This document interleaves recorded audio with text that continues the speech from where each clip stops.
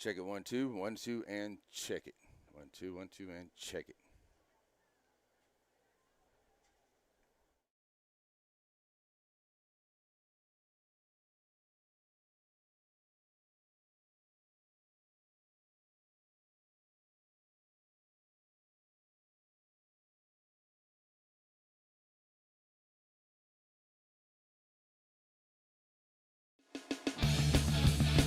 The following is a presentation of the Pontywood Sports Network.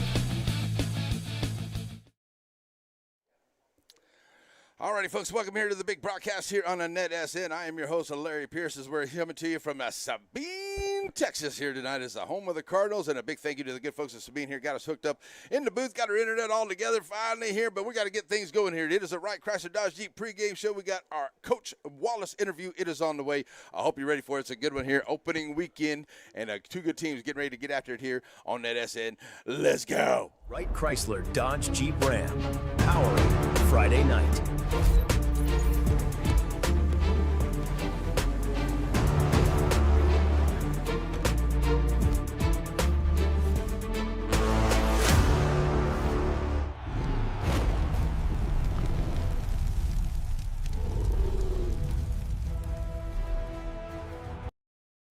All right, folks, the Wright Chrysler Dodge Jeep pregame show underway here. We're going to get things started with our Coach Wallace interview, and then we're going to come back here and we'll hear from some of those wonderful sponsors that help us make sure the broadcast goes off. So we'll be right back here on a NETSN. Here comes the coach. Good evening, football fans. Welcome to the 2026 football season, and we're getting things started here in Sabine with Coach Jared Wallace and the Shelbyville Dragons. They get ready to take on the Cardinals. Pregame interview brought to us by Wright Chrysler Dodge Jeep in Center. And Coach, how's it going? Man, it's good to be back. You know, football season's back. Nice and cool today at practice. Right. We're excited to get week one started. Definitely, I know I am as well. I've been kind of waiting. I've already had graphics and everything going for everything for a couple of weeks. So I get really into it. So we get ready to go.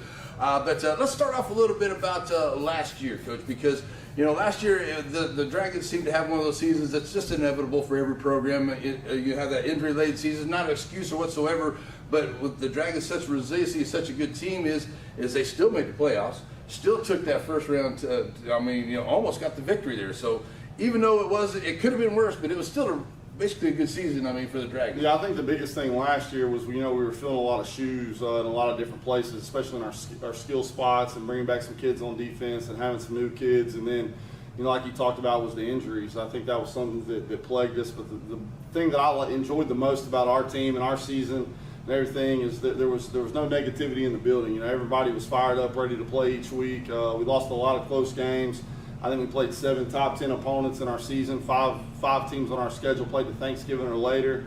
It was one of the toughest schedules I've ever been a part of, and so just the fight and the effort that our kids showed throughout the season, never giving up, never giving in to all the different things that came our way, all the adversity that hit. We're really proud about how they handled it. And I think that was the best thing about the season. We don't really discuss a whole lot about what all happened, but we want to focus on the things that we can control, and the attitude and effort was great in the building all year.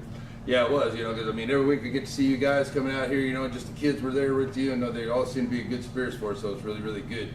Moving into 2026, some different things here. You got some different rules and stuff. UILs come out here, and I know, you got the bulb out there. You got to be aware for practice. So how's that kind of changed how you've had to do things here? Because it's been, it's always hot in East Texas, but it's been changed a little bit. How's that kind of changed how you're able to do things in this preseason? It's been as hot as it's been. Yeah, I think the biggest thing, last week we came across that a lot, and it's, adapt or die. And so we've kind of found different ways that we're handling those things. And I think some of it's good. I think some of the stuff we're able to do within our restrictions are really good, whether it's staying inside and get some film or get some walkthrough done, going out unequipped and being able to run around a little bit and really get more detail oriented in what we're doing, not being able to be physical, without shoulder pads on. And so, everybody's got to deal with it right now, and so it's nothing you can complain about, and you got to be able to make adjustments and move on.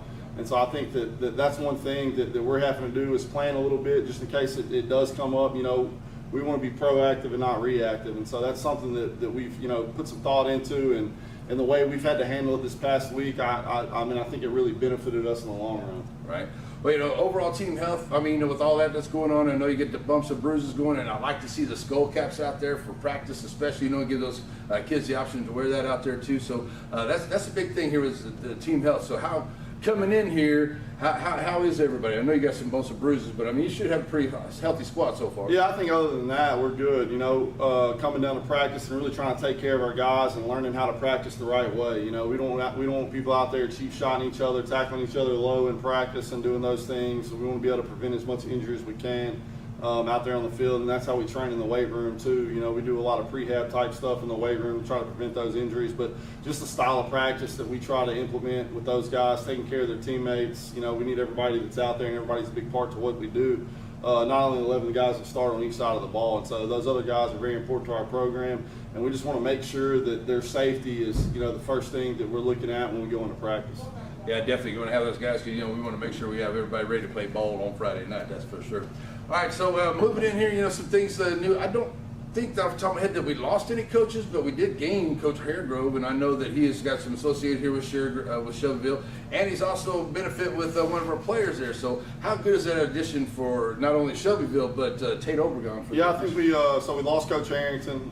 He took another job, and so, I mean, great guy. Had to do some stuff for some family reasons, and it's part of the profession. And we were lucky enough to get Coach Haregrove over here, and his brother Tate, is one of our players, and his mom's on our staff, and so, he's just a really good fit for us. He's good for the room. He's got a really good mentality in how he approaches things, and so we've really enjoyed having him on staff, for these first few weeks, and just think he's going to be a great addition as the year plays out. Right. Yeah, great guys on the staff as well. Got to see all the coaches out there, Osby, Stone, and Murray, and everybody out there, Cliff Parker, everybody just out there ready to have a good time. So I know they're getting after it. So I had a couple of scrimmages so far. So I know the one against Warren, we had some weather things and we had some injuries there, but and just so everybody knows, we understand that the young man that was hurt in the Warren practice is okay and doing well. So yes, I have heard that, yes, which is good. Thank God for that. But give me a little bit of how the assessment went for the your assessment for the two scrimmages. I think there's a lot of things for us to build on, and we knew coming into it we're going to be a little bit young up front, inexperienced with having to replace 4 guys from last year. And so I think that we're seeing the growth that we want to see in our guys up front. We're just cleaning some things up. We would have loved to get more snaps in the second scrimmage to be able to get more tape and be able to teach off of it a little bit more than just at practice, getting those game reps. But offensively, just cleaning those things up front, and our timing's getting a little bit better with our quarterback and our skill guys on some things. And then defensively, we've faced 3 similar opponents, that are heavier run teams, and so being a little bit more physical in the box and being able to fly down the football, we like what we've seen so far in the first 2 scrimmages, facing 3 different opponents. It's just it's 1 week at a time, and we got to take care of us. What we talk about in our building, we got to be focused on us and what we can do to get better, and we can't dwell on what happened last week, whether it was good or bad. I think that's the biggest thing is we want to take what we saw in the scrimmages, good and bad, and we want to learn from it and grow. But I think we're not making the same exact mistakes we made in the first scrimmage as the second scrimmage, as short as it was. But there's things that we still got to improve on and things that we want to be able to get better at. Right, definitely. And we're going to start off on the offensive side of the ball. Everything. Me, I'm an offensive lineman. I like the big hogs up front. But before I get there, this district is all crazy. We all know how tough this district is, and every team's got a little bit of something. But I really like the depth of this team this year, Coach. You guys got some good depth there, and that really concedes down to the offensive line. And I know that we lost, Tucker Stovall and Trey Sims and Case and Lee, 3 great players there. But these young men are coming up here. It's not like that they're getting thrown into the fire. They've got experience from what we had last year. So they're not just going to be guys that just don't know. They're going to be out there. They have experience on the front line. Yeah, that's one thing. We have a lot of numbers. We got to play a full JV season last year. A lot of these guys, got to start 10 games. Some of them were up on varsity that were backups on the offensive line that played a little D-line and were at practice every day and being able to get those reps. But yes, these guys aren't just get thrown to the fire. Right. These guys have games under their belt. We played some pretty tough people last year. On the JV as well, in Troop, Newton, teams like that, and so it was a good schedule for us and for those guys to be able to compete in. But up front right now, we're still battling stuff out and trying to figure out what's best for us moving to week 1. And so we kind of like where they're at. And right now we got Dakota Horn at left tackle. You got Ryan Craig and Eli Matthews at left guard, Carson McClendon at center, Jay Barnes and Jackson Lambright at right guard, and Big Dally at right tackle. And so, man, a lot of those guys have gotten a ton of reps over the last couple of years, and they're stepping in. It's not rebuilding, not having to work it from the ground up, and then we've got a lot of valuable options behind those guys that can step up and come and play for us.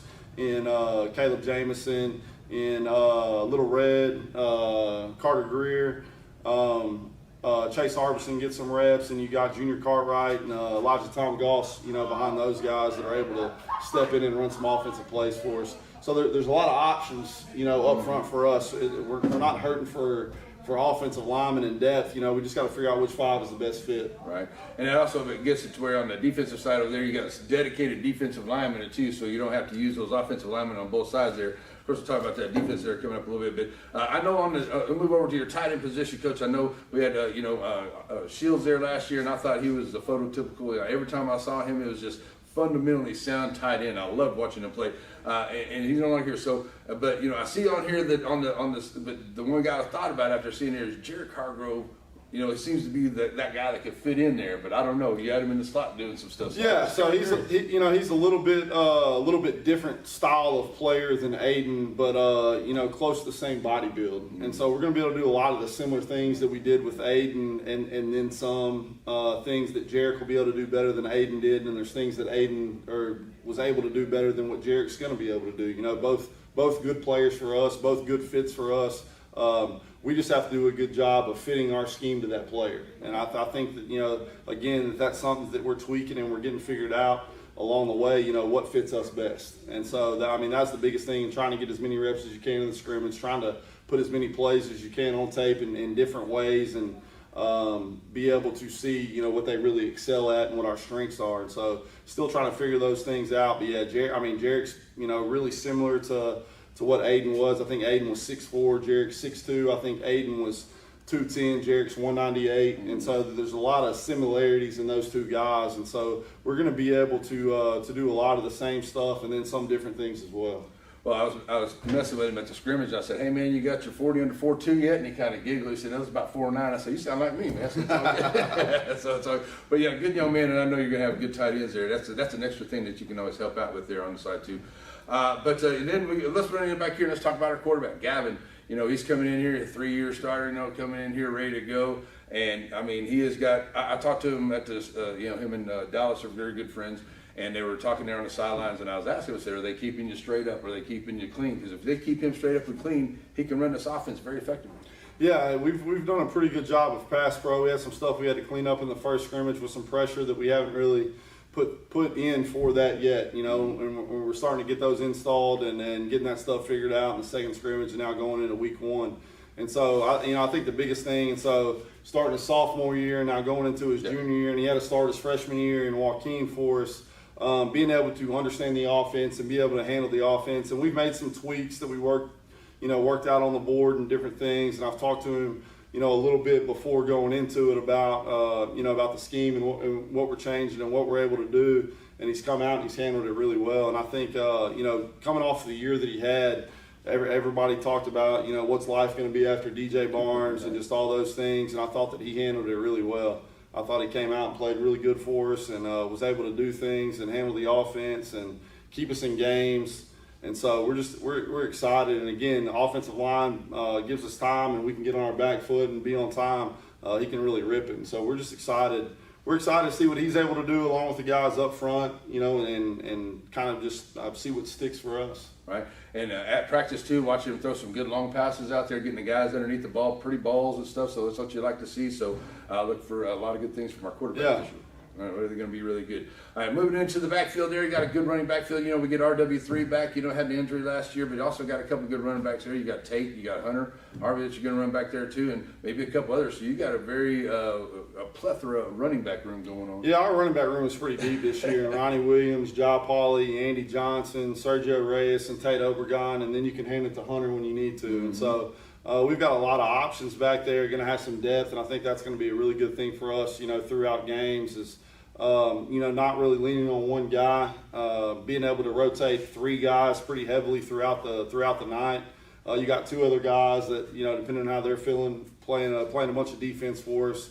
When they're going to be able to tote it, and then you got the Swiss Army knife and Hunter that, at any time we can stick him back there and he kind of understands what's going on. Just a really good football player for us. And so we're really excited. Coach P's excited about his running back room. And so it's been something that's that we haven't had in a long time, being the depth that we have coming into the season.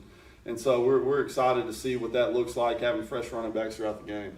Right, and also in the wide receivers too, you got some guys that are actually 6 foot, a little bit taller out there, which is what you want to see on your wide receiver too. Because a guy who gets in trouble, he can dunk it up there and hope his receiver go up there and take it. And so that's why I like to see you got some good extra receivers. So that also is a good weapon because therefore it gives you certain things that you can use Hunter for and different things in there. Yeah, no doubt. We have. I think we have some depth at receiver this year too. We're starting to get more kids in the program. We got 60+ kids out for football this year in our high school, and so that's a big number for us. And just being able to get those reps throughout practice to other guys, catch a lot of footballs, and having the receiver room back that we have in Bryant and Hunter. After the year they had last year, I can't remember exactly what it was. I thought I had it wrote down right here. Yeah, Bryant went for 60 catches, 781 yards, and Hunter had 57 catches for 894 yards. Right. And so having those 2 guys back, that experience that they got for 11 games, is really going to be good for us. And Hunter's been doing it since he was a freshman. Yeah. And so it's just big to have those guys and Hunter being the leader that he is in that room. And so having those guys back and the play that they make, and then you throw Jarek in there, he's got really good hands and he's kind of multiple in what he can do. Like we talked about earlier. And Odell. Yeah, that's what they called him back in the day, Odell. And then you got Ashton Scarborough, who's one of our fastest kids, and he's grown a lot over the summer. Just as a player. And so we really like what we've seen from him so far throughout fall camp and throughout these scrimmages. We just really think that he's going to add a whole lot to this offense and be a threat for us. And then you got other guys behind him, like you got Mojo MacArthur, and you got Xavier Coleman, and you got Mo Doggett's out there, Ashton Segrist, and just some other guys that we're able to install in. William Walden plays a little bit of that tight end for us, and so. Just having a lot of options that we have out there, and those guys being able to run around and catch the football is nice for us. I'll tell you what, too, you want to see somebody that lays some wood, watch the double W's. William Hill will definitely smack some people out there. All right, it's going to be good on the offensive side, Coach. I know it's going to be a lot of fun, and I know Hunter Harvey's going to have himself one heck of a season. Let's move over to the defensive side of the ball here. And a big part of it, then we talked a little bit about the defensive linemen. You got some dedicated guys in there that can go in there. So that D-line and that front 7, because I love your linebacker crew with Dallas Murray, and you got Tate Obregon, and you just got a big bunch of guys with experience back there. Oh, yeah, we do it, starting at linebacker. You got Dallas Murray, William Walden, and Sergio Reyes that, we always talk about next man up. They've been the next man up since they were freshmen. Right. They've played a ton of snaps for us. Dallas missed some time his sophomore year. William missed some time his junior year. Sergio's been in and out of the rotation since he was a freshman, hadn't missed a ton of games. And Big Tate, got a ton of snaps last year and is back. And so having those big linebackers that we have and just that experience that they have is really nice. The way that they're moving around, the way they're playing with a sense of urgency and just kind of having fun and flying around. It's been a lot of fun to watch, and I think that we have a chance with them at linebacker to be pretty good, and so we're excited about that. And then those D linemen up front, and you go from Junior Cartwright to, like I said, Elijah Tom Goss, Eli Matthews, Ryan Craig, Dallas Jones, Dakota Horn, Carson McClendon. Let me see if I'm leaving any of those guys out that we rotate in. You got Trevin Cartwright now that's going to rotate in on the D line, big athletic kid that we got to come out this year. And so there's in the front 3, I think we got 7 guys that can get out there and that can really get snaps. That can play a little bit, and so we're excited about the depth that we have there. And then we have the same depth at defensive back, rotating through all those guys. And Xavier Coleman, who started for us last year, Tom Osby got hurt at the beginning of the year, and he's back and healthy.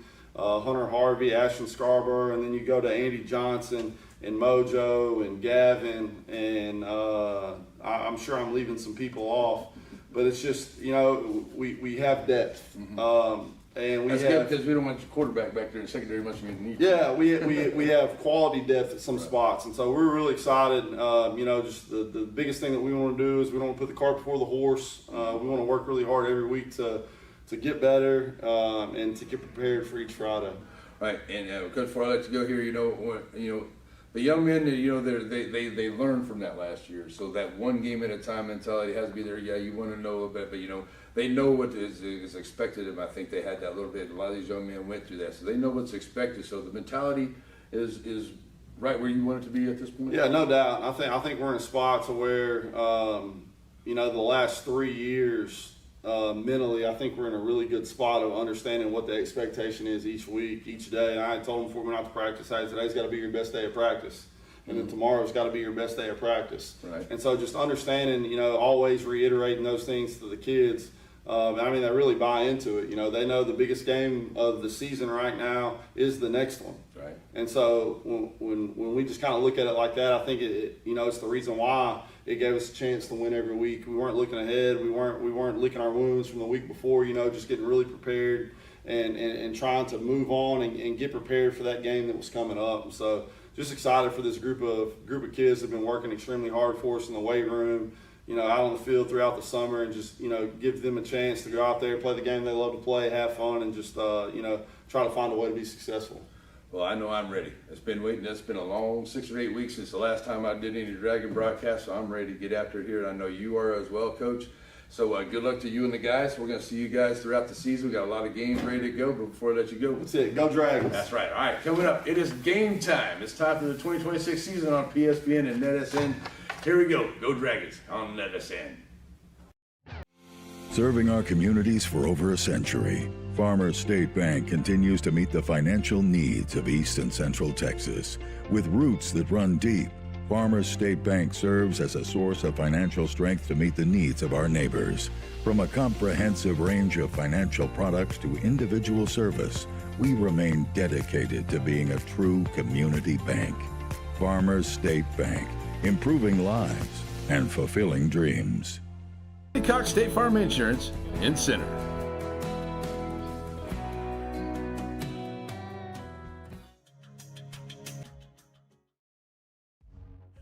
Batters Law Firm is your first choice in personal injury law. Jeff Batters and his staff lead the way in the area with Best of Nacogdoches and Best of Lufkin votes over the last several years. If your case matters, it's got to be Batters.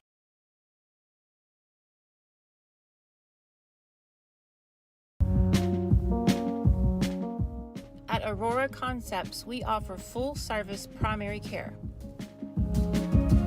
And we provide physicals for student athletes for every sport. Aurora Concepts, let us take care of you.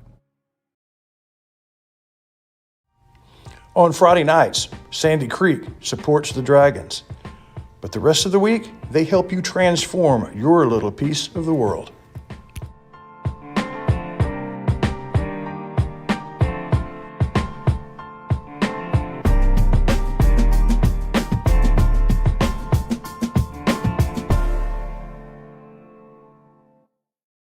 Sponsorship opportunities are now available for the 17th annual Tenaha ISD Holiday Hoops. For the first time in tournament history, all 68 games will be streamed live on one platform, NETSN, giving businesses a unique opportunity to reach basketball fans throughout East Texas and beyond. Title: Gold, Silver, and Bronze sponsorship opportunities are available for the tournament, taking place December 28th through the 30th, 2026. Put your business in front of fans during 3 full days of outstanding high school basketball, while supporting the athletes, schools, and communities that make Holiday Hoops special. Don't wait. Secure your sponsorship today. Email sales@netsn.live for package details and availability.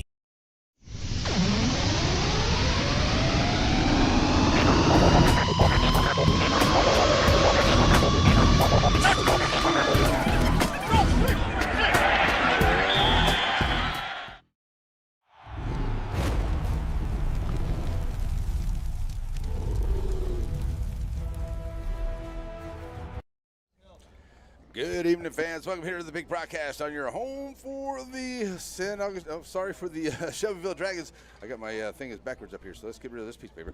On your home for the Shelbyville Dragons, ready to take on the Sabine Cardinals here. And we were trying to get this scoreboard in, and something is not jiving here, so we're going to go back to the other one. Thought maybe that would work. It's all plugged in, but something is apparently not really working right now, so we're going to go back to the other side of it. But anyway, we're getting ready to go here, and our kickoffs are always brought to us by the very good folks at Shelby Savings Bank. At Shelby Savings Bank, we're proud to serve the communities we call home. Because to us, banking is about people. It's about knowing your name, Understanding your goals. and being here when you need us most. Different communities. One team. One purpose. We're Shelby Savings Bank. We're Shelby Savings Bank. We're Shelby Savings Bank.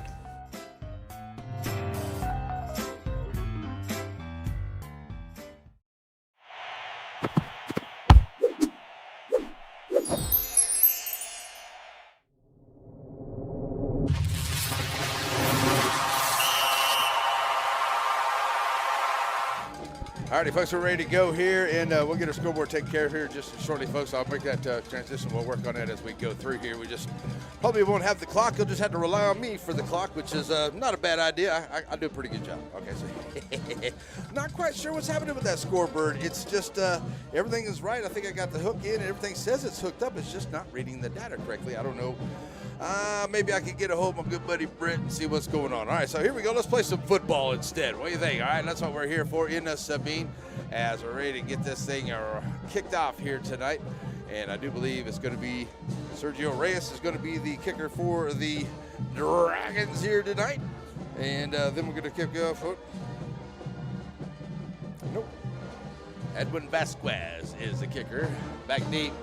I'm going to get all this down, folks. We got number 1, that is Vanden, and number 3, Richardson. They will be back deep here for the Sabine Cardinals, so they will be ready to go on the kick. We got our ticker up to the top, and all kinds of good stuff ready to go here tonight. All right, so getting ready to set it up onto the tee. Referee making his way back, and here we go. Edwin Vasquez on the kick. Kicking off for the Dragons, number 17, Edwin Vasquez. So Vasquez now ready to go, and the kick on the way. See if we get a good return here by the Cardinals. They're going to just let it bounce and go out of bounds. So it'll be a good start here for the Cardinals, as Sabine will have it. First and 10. First down and 10.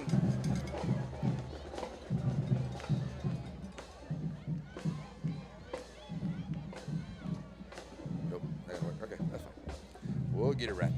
All right, first down and 10. Here comes the Sabine Cardinals, and Coach Tim Russell, his squad getting ready to come out here this afternoon, and they're going to have a good season here as well. So the Cardinals have a beautiful field here as well, and everybody's been real accommodating. We want to say thank you to everybody who helped make us feel comfortable here. I got Joe up above me, as we're right down underneath him here in a nice press box here at the field. All right, we're ready to go here. Quarterback stepping in here. I believe that is the Hoyos, number 10, and he is. They'll have that first down and 10 from their own 30-yard line. Is where they're going to start off. I guess I got to go SA. So we've got both S's here, so I keep my drive lines together. All right, so I think they're going to finally get the right football in here. Can we play some football? Can we get the right football? Thank you. All right, so here we go. We got our instant replays working too, folks, so we should be able to get some of those for you here tonight. I'll do my best to make sure we get some of those out there for you as well. All right, so what do you get it? 25, 30, 30, 25. We don't know. I guess you just make sure everybody's warmed up. All right, so here we go. We're ready to go for a spread formation to start it off here for number 10. That is the Hoyos. And going to look to pass right up the middle, and it's not quite ready there for the pass. Not incomplete. As Cox in there for the second down and 10 for the Cardinals. Attempt, but it still had his back turned to him, so wasn't quite ready for that. On the coverage there for the Dragons, number 8, Todd Mosby.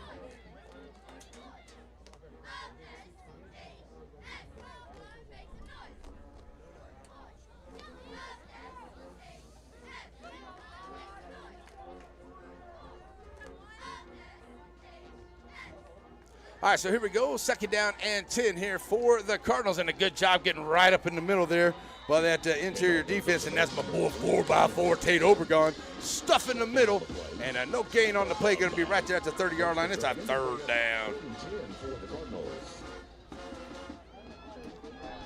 Where's that at?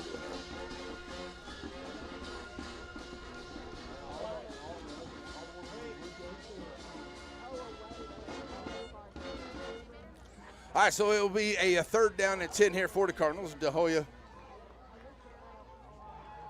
with the running back in the back to his left side. Twin receiver set over to the far side. There's a low snap. Going to pick it up here and going to drop it off here to number 7. And he's got Cox bringing me over here to the near side. And he is getting the complete pass, but it's only going to be for a few yards up to about the 32 for a gain of 2. That's going to bring up a 4th down and 8.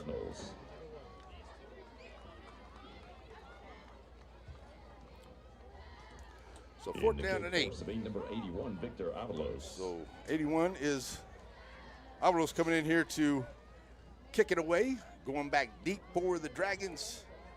See who we got back there. That looks like it will be Hunter Harvey, number 2. Number 2, Hunter Harvey. So the punt on the way. Good job here by the Dragon defense to force a punt. Good high punt here. Hunter's going to kind of watch it. It's going to bounce out of bounds there at about the 41-yard line, and that's where the Dragons are going to take over. 1st down and 10. Here for the Dragons. They'll have their first possession here up at the 42-yard line is where they're going to be. So a nice job there on the punt. Here comes the Shelbyville with their first opportunity. There's 10:15 on the clock. Going to be a 1st down and 10 from the 42. All right, let's get in here on this thing real quick and go back to this one. Forgive me, folks. I'm just going to try to make some adjustments on the fly here. So we're just, there we go. Let's get back to this first. All right, 1st down and 10 here for GMAC. Going to hand off right up the gut here, Ronnie Williams. And RW3 is going to take it back. Good job here by the interior line there of that Sabine defense. Number 70, Kirkland, in there, as well as number 53. Don't have a number 53 here, but we'll see if we can find out. Let's say maybe one on the plate up to the 43. And that's going to be a 2nd down and 9 here for the Dragons. Clock rolling now under 10 minutes. 9:51 to go here into this opening night. Ronnie Williams in the backfield here behind Gavin McDonald. Twin receiver set both sides here for the Dragons. Coming out. Gavin going to roll over to his left side. Get some. Now going to pull it down here. Going to look for a block here, and he gets away from one, and it does. Now turns it upfield at the 50-yard line. Should have enough for a 1st down as he's forced out of bounds inside Sabine territory there at about the 46-yard line. 1st down, Dragons. By number 23, Angel Guyona. So Guyona on the stop there, number 23, as they'll take it up to the 46-yard line on the Sabine side. So it's another 1st down here for the Dragons. Dragons got to go pretty quick. Probably have to do that coming up here when we have a timeout. So, all right. Clock rolling, 9:10 to go. It is a 1st down and 10 here for the Dragons. McDonald brings it right back out. And going to bring Harvey into motion from the right to left side. Fake the handoff to him here. Going to get RW up in the middle. And a good job coming up there, number 42. That's a great play there by Bertashaw. He comes up and fills the gap there and then not allowing Ronnie Williams to go anywhere. Maybe 1 yard up to the 45. 2nd down and 9 for the Dragons. Clock rolling now down to 8:47 here in this 1st quarter.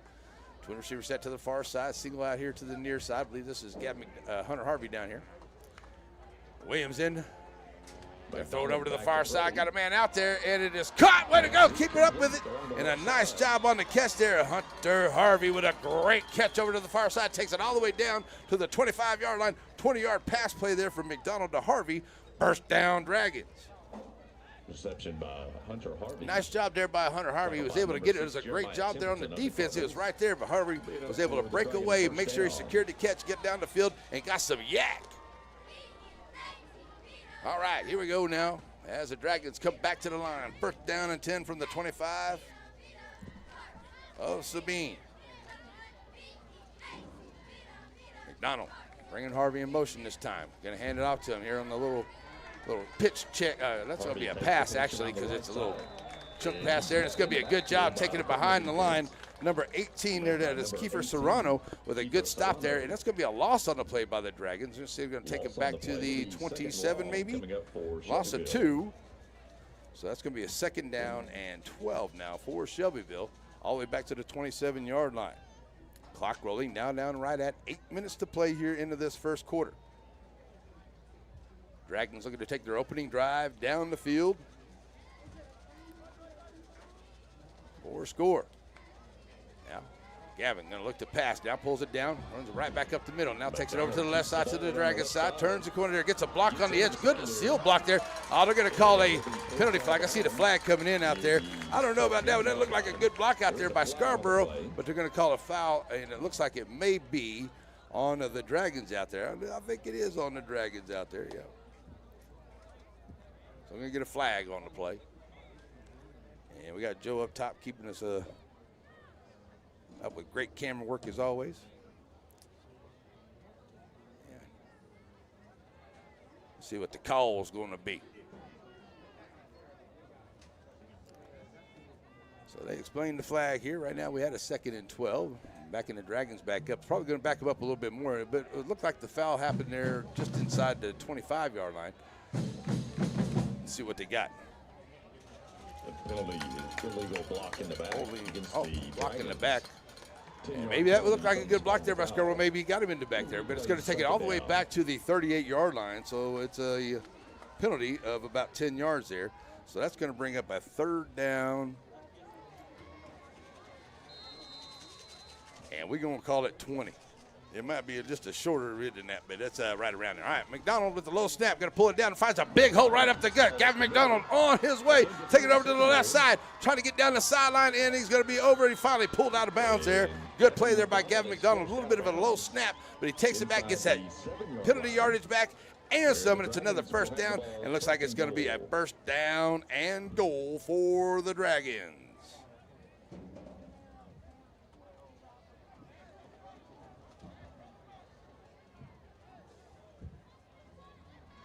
Where's that at? Oh, there it is. 1st to go for the Dragons. Ball sitting right there at about the 5-yard line. So 1st down and goal for the Dragons. Going to hand off here. And that looks like it's. Hand off up the middle to Williams. Williams takes it up there. Might have got back to the line of scrimmage there. 25 Hudson Hawkins of the Cardinals will be 2nd and goal. So 2nd down and goal now from the 5-yard line. 2nd and goal here, and then Coach does have a good field goal kickers. We get right at 7 minutes to go here in this first quarter. Dragons looking to go in on their opening drive for the opening score here as they were able to make a 3-and-out stop of the Cardinals on their opening possession. So here we go. McDonald looking to roll out here. Going to throw it outside. And, oh, it's almost intercepted. Good job there by Siler Pierce. You got to like a guy that's got a last name of Pierce. I'll tell you that right now. But Siler Pierce almost makes a great play, but it's an incomplete pass. And that would have been a big turnover there for the Cardinals. But that will make it a 3rd down and goal. Yeah, you got Pierce on your last name, then yeah, wearing the 0. That's respect from old Larry Pierce. I'll tell you that right now for the Cardinals. Here we go. 3rd down and goal here for Gavin McDonald. And he's going to have Tate Obregon in the backfield here. Big 4x4 going to be back there to block. Going to toss it up here in the air. Going up and get it. And it's his touchdown. Dragons going up and taking it down. Bryant Scarborough for the 5-yard touchdown. For Bryant Scarborough, and the Dragons score first here in Sabine. Reception by number 7, Bryant Scarborough. And the teams will line up for the extra point. So the Dragons going to get it up first here. And they'll line up for the extra point. The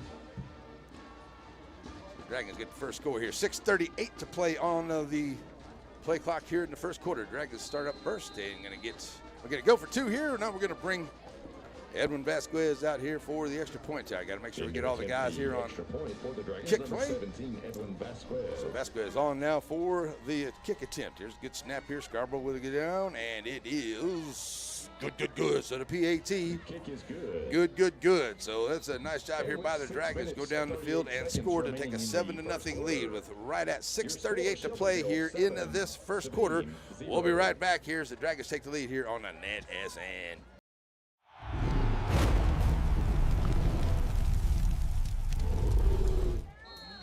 All righty, folks, we're ready to go here. Vasquez ready to kick for the Dragons. Back deep for the Cardinals. Number 1 and number 3 back there. Once again, that's Vanden and Richardson, and it looks like it's going to be taken there by Richardson. And a nice job there at the 12.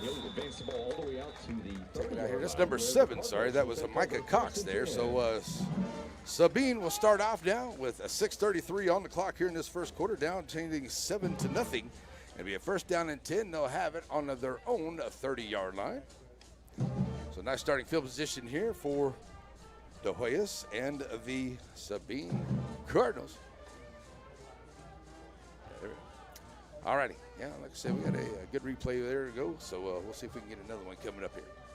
Should have got that one on the touchdown. We'll have to do that in post-production. We'll get it. All right, so we're back here ready to go. First down and 10 here for the Cardinals. They have it on their own 30-yard line. First quarter, 6:33 left to play here in this first quarter. And the Hoyas ready for the snap. Going to take it and I'll pull it out himself. The Hoyas pulls it back, and he's going to be wrangled up there right as the point of attack. And a good job getting right up in the middle there. Big number 72, Eli Matthews, stuffing the hole. No gain on the play. Back to the 30-yard line. No gain on the play. It'll be second down and 10. Second and 10 here for the Cardinals.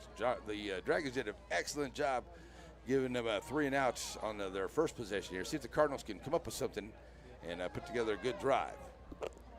The Hoyas ready for the snap.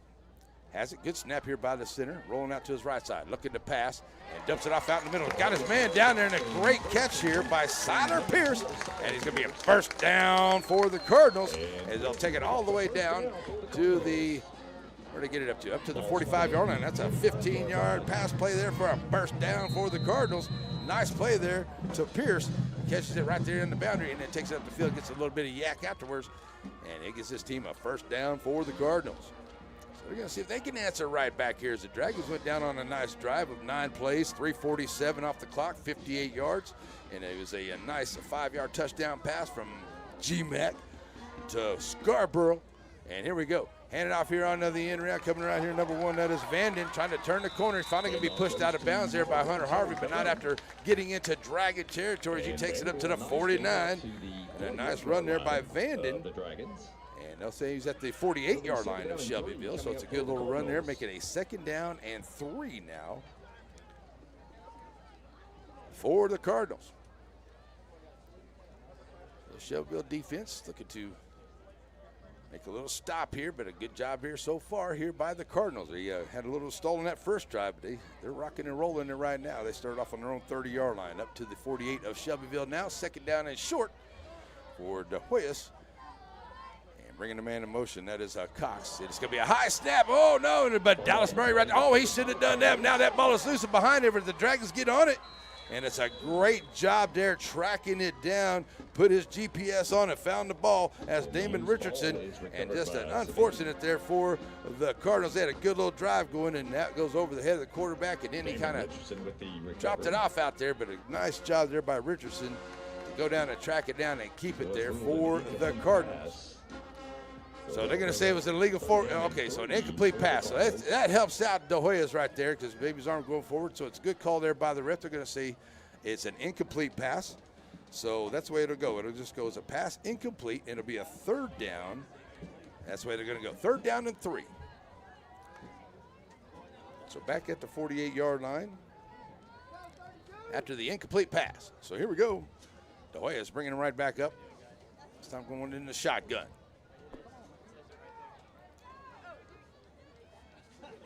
High snap once again, and the Hoyas going to have to just jump on it, and he is. This time it's going to cost the Cardinals, though. But I'll tell you what, the center's been doing a good job there, but the last 2 got away from him. It's going to be all the way back to the 36-yard line. So that's a big loss there of 12. So that's going to bring up a 4th down and about 15 now, 14 or 15. That's going to bring up a punting situation for Coach Russell. And it looks like they're going to bring Hunter Harvey back with 4:47 in the clock rolling here in this first quarter. Dragons up by a score of 7-0 here in opening night. As you see our batters ticker going across the top here. A lot of games will start about 7:30 this evening, so you can keep up with those scores along the way. Nice snap here, and a good punt getting off with Hunter Harvey's going to track it down there. It's going to bounce at about the 32 and go out of bounds at about the 25. Another great punt here by the punter for the Cardinals, and I'll take it all the way down to the 26-yard line. All right, so we'll take a real quick break, folks, and we'll be right back here on NETSN.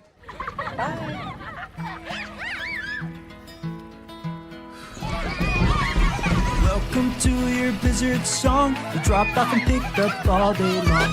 Handled it all without getting triggered. Job well done, go get you a Blizzard. The ultimate summertime reward for anything is a cold Blizzard treat from the new DQ Summer Blizzard menu. DQ, that's what I like about Tex. All right, folks, back here. And it is a first down and 10 here for the Dragons. Going to hand off. Ronnie Williams looking for a good block now, dancing around in the backfield. And starts to go forward here and take it up near the 30-yard line. That's going to be up a gain of about 4, making a second down and 6. Gain of 4 on the play. It'll be second down and 6 for the Dragons. Clock continuing rolling, getting down close to 4 minutes to go here in the first quarter. Dragons on their last drive, 9 plays, 3:47 off the clock, 58 yards and a touchdown. They can march it down the field right here now. Beautiful facility here in Sabine. A big thank you to everybody who's been here. To tell you what, it's a nice place, and everything we need taken care of here today. That's it. Second down and 6 for the Dragons. Harvey in motion. Gavin going to try to get the little tunnel screen, and he's got his man. Catches up to him, and it is Ashton Scarborough on the wide receiver screen there, and gets up to about the 35. I'm going to say maybe the 33. Tackled by the Cardinals number 23, Angel Guyona. Guyona on the stop there for the Cardinals. As play coming in. Scarborough going out to the far side on the left. Hunter Harvey coming in here. Near side on the right side of the formation. This time, Gavin's going to find some room right back up the middle. Going to try to find that first down. He's going to get just enough. Maybe he'll get enough, about a yard. So up to the 37, 38-yard line. Nice run there, about 5 yards there by Gavin McDonald. First down, Dragons. So we'll go first down and 10. Okay, yeah, everybody wants to know for sure. So I'm going to show you what's up. Okay, here you go. Where's it at? Larry does have the Shelbyville Dragon hat on. Okay, here we go. Back to the camera. Set first down and 10 Dragons at the 38-yard line.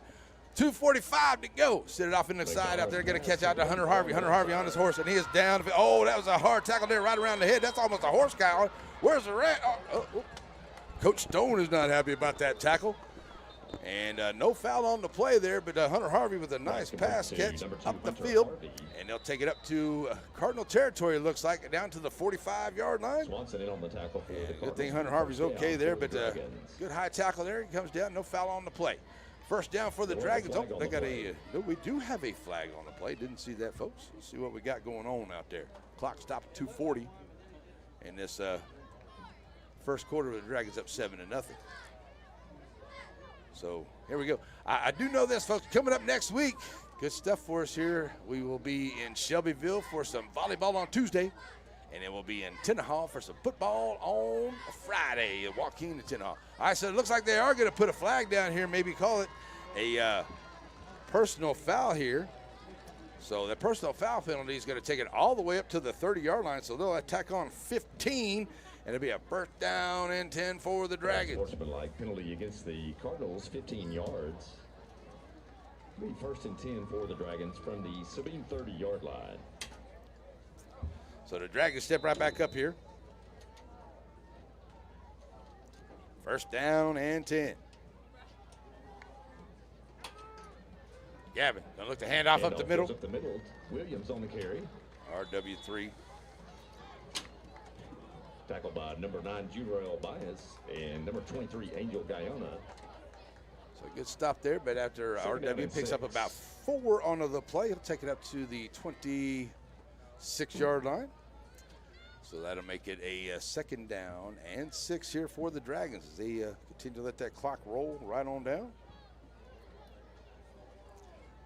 Right now at 2 minutes. McDonald going to look to pass once again. McDonald back to throw. Get somebody down there, and he's got it. Touchdown! Dragons. Hunter Harvey going to make the catch down there into the right at the pylon, and it's touchdown Dragons. What a great play here for the Dragons. Here we go. Let's see it. Number 2, Hunter Harvey. Let's see if we can catch it here. I think I got it. The 30-yard touchdown. Working on this replay. I love this. Here we go. Gavin McDonald. Gonna look to just chunk it up there. And look at Harvey. He got away from the defender. Nice job, Hunter Harvey. Boom. Touchdown, Dragons. All right, extra point on the way here.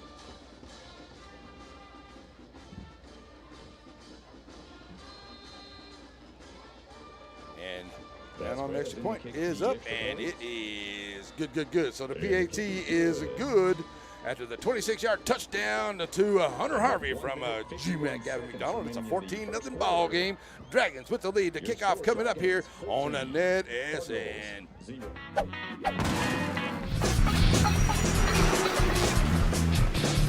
It doesn't matter if you need a truck tire or if you need a car tire. If you need a tire, you call Joaquin Tire.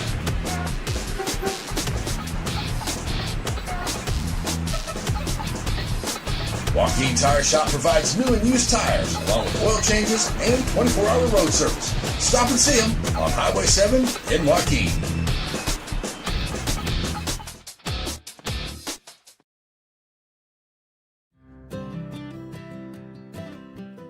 Hey, if you're like me, lots of stuff is collected off up at your homestead. Call it down home clutter. Well, the good news is there's a place for it. You ain't got to have a garage sale or a bonfire. You can take your down home stuff to down home storage. That's what I did.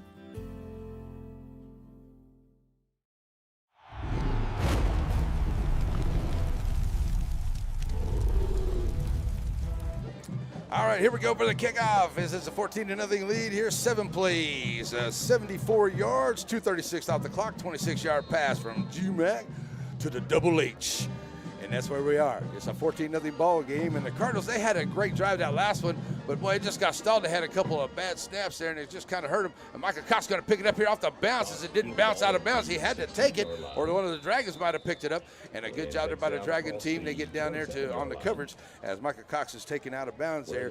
Above the 25-yard line, maybe about the 26 or 27. That's where Sabine will start off on their own 27-yard line. And in this first quarter, we got 1:47 left to play here. So here come the Cardinals back out, see if they can get that drive. They had a really good drive, like I said, folks. That last drive that was really good, and then just a couple of bad snaps just kind of hampered it. And, yeah, those are the kind of things that drive a coach crazy because y'all were above the chains, and then you got behind them. So let's see if the Cardinals can keep that drive, that same momentum they had in that last drive, but see if they can limit the mistakes here. So here we go. First down and 10 at the 27-yard line for the Sabine Cardinals. In this first quarter, 1:47 to go. De Hoyas on to the snap. Nice snap here. Going to hand off up the middle. Good job getting in the backfield there and tracking him down. I've been waiting to call Junior Cartwright's name, and there we go. JR getting up in there, take care of business at 30-yard line. But we got a penalty flag here on the Cardinal side, and it looks like it may be general area there of, I couldn't tell if they maybe dropped it there before. Nice job there by Cartwright. He got in the middle there, kind of got behind him, but he got a hold of him. He was able to keep a hold of him and be a part of the tackle. All right, so here we go. What's the referee got to say here on the flag? Personal foul, face mask penalty against got a face mask penalty against the Dragons from right there at about the 27-yard line. So that's a big penalty there against the Dragons after that run. So they'll tack it on, and it'll go all the way up to the 30, like at the 45-yard line. So it's a first down for the Cardinals. I tell you what, there you go. Definitely take that, get up here and have some good momentum going. It's a first down and 10 as they try to get to midfield here.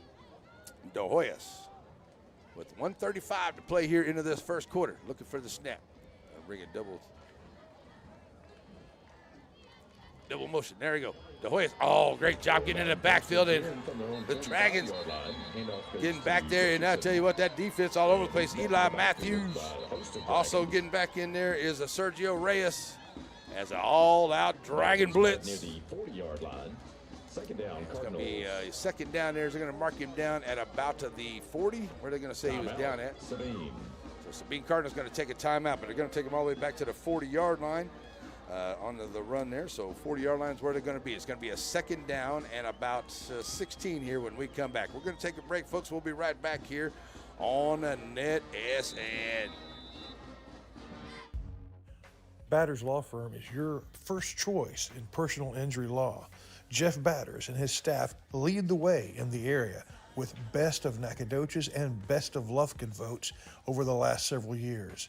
If your case matters, it's got to be Batters.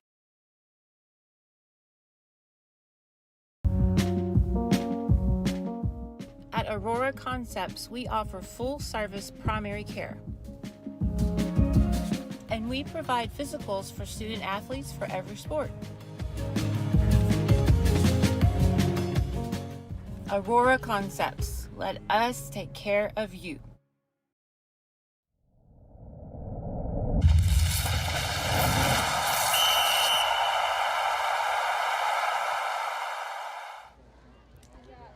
All righty, folks, we're back here as getting ready here onto the timeouts.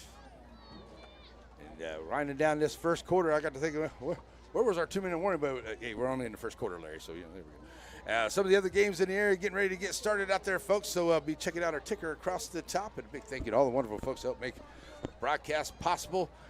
And great folks there in Shelbyville as well. If you're back home in Shelby County and Piney Woods, checking out the game, we appreciate you wherever you are. Second down and 15 after the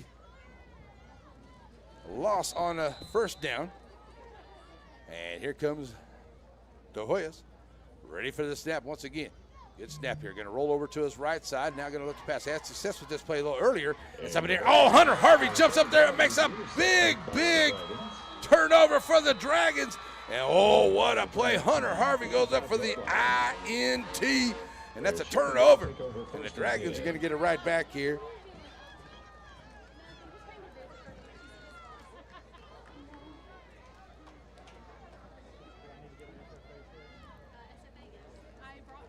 What a great play by Hunter Harvey. Just steps in front of the pass, takes it right back up to the 45-yard line.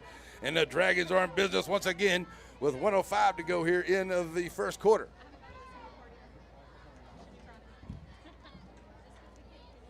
So first down and 10. I tell you, Sabine, their last two drives come up and then they get a good position there and they just, boy, I tell you, they've had a couple mistakes. If they can get those lined out, they're going to be a tough team there. They can get on down the field here.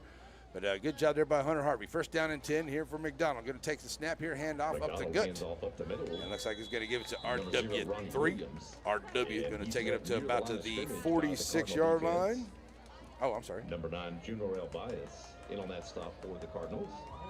So maybe a yard on the play. So it's going to be a second down and 9 as that clock sitting at 46 seconds to go here in this first quarter. Now they're going to get that clock rolling. Second down and 9, so probably the last play of the quarter here, folks. Gavin brings him to the line. Williams to his right side. Roll out here now. McDonald going to look to throw. Now he's going to throw it outside, and it's going to be an incomplete pass here, trying to get it in the area of Scarborough. The pass is going to be incomplete. Should have got back to the line of scrimmage. I don't think it would be a coverage there for the Cardinals. Number 18, intentional grounding or anything like that. So it's going to be a third down now and 9 at the 46-yard line.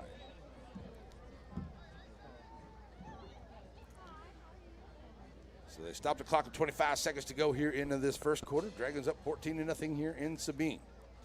Dragons will travel to Hooks next week.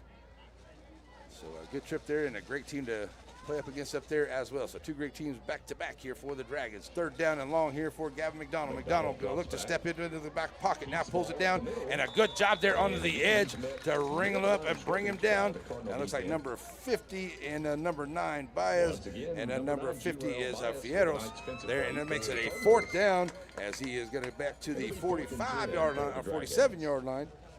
So it'll be a fourth down for the Dragons now, and it looks like 10 right there. So fourth down and 10 here, and that's going to be the end of the first quarter is over. So we're going to take a break, folks. We'll be right back here for the second quarter. It is on the way. You're watching Shelbyville Dragon football on your home for the Dragons, NETSN. Friday night in East Texas?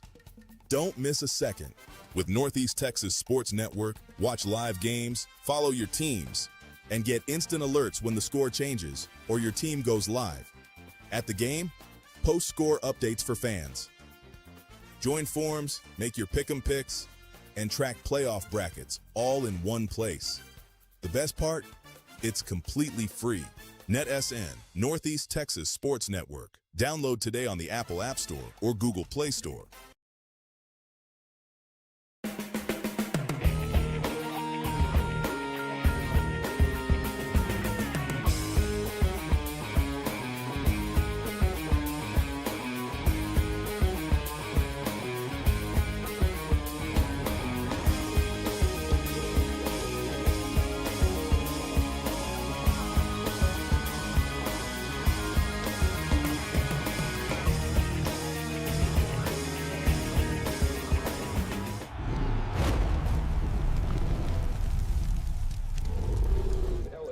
All right, we're back here for the punts as we start the second quarter, and a high snap here, but Dallas Murray going to get it down, and he'll get a nice punt, and it'll bounce and take a good roll there and go down to around the 10-yard line and still roll, and the Dragons will surround it. It'll be right there at about the 6 or 7-yard line.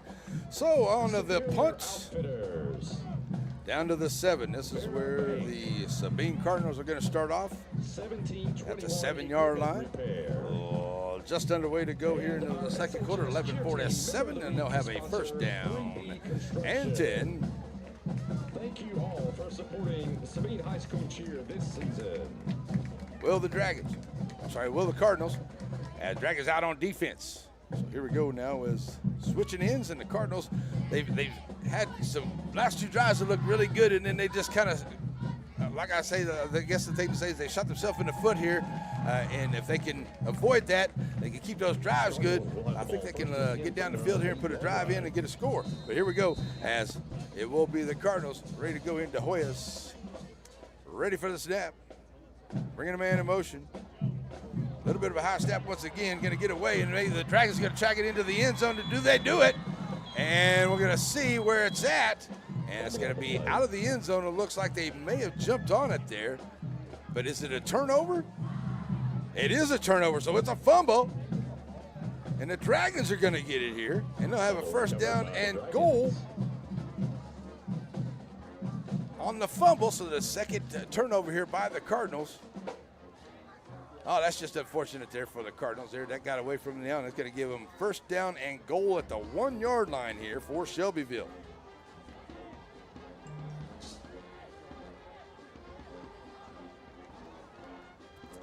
So the Dragons are going to come out here at 11:42.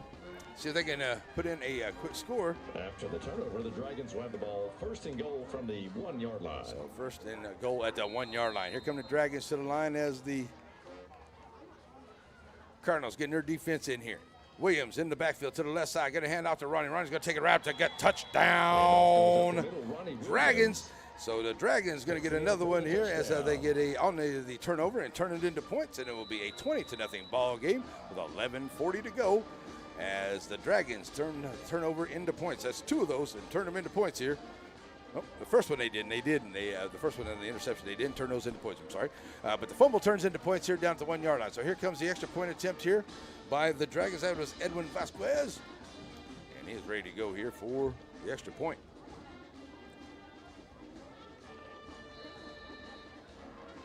Kick on the way, good snap, and it is up, and it is good. So the PAT is good. So we'll take another quick break here as the Dragons now go up 21-0 here at 11:40 to go into the first quarter. We'll be right back here on a Never Farm Insurance in Center.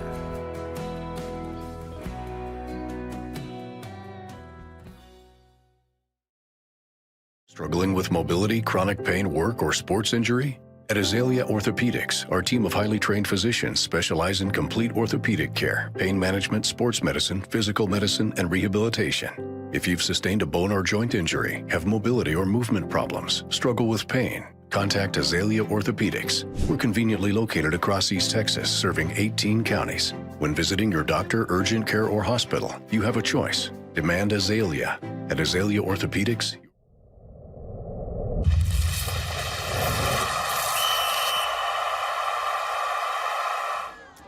Alrighty, folks, 21-0 to score now. One play, 1 or 2 seconds out the clock, and a 1-yard run there by Ronnie Williams makes it 21-0 after a turnover. And here's a good kick here by Vasquez. Going to take it over to the far side, and Cox has a little trouble with it now. He's able to ram it up, and now he picks it up, and he's going to be taken out of bounds there, and a good tackle out of bounds over there by Morgan Doggett. Modo in on the play. So Doggett gets the play there, and Cox takes it above the 30-yard line on a good run back to the 32. And it will be Sabine at the 32-yard line. 11:35 to play here in this first half. First down and 10.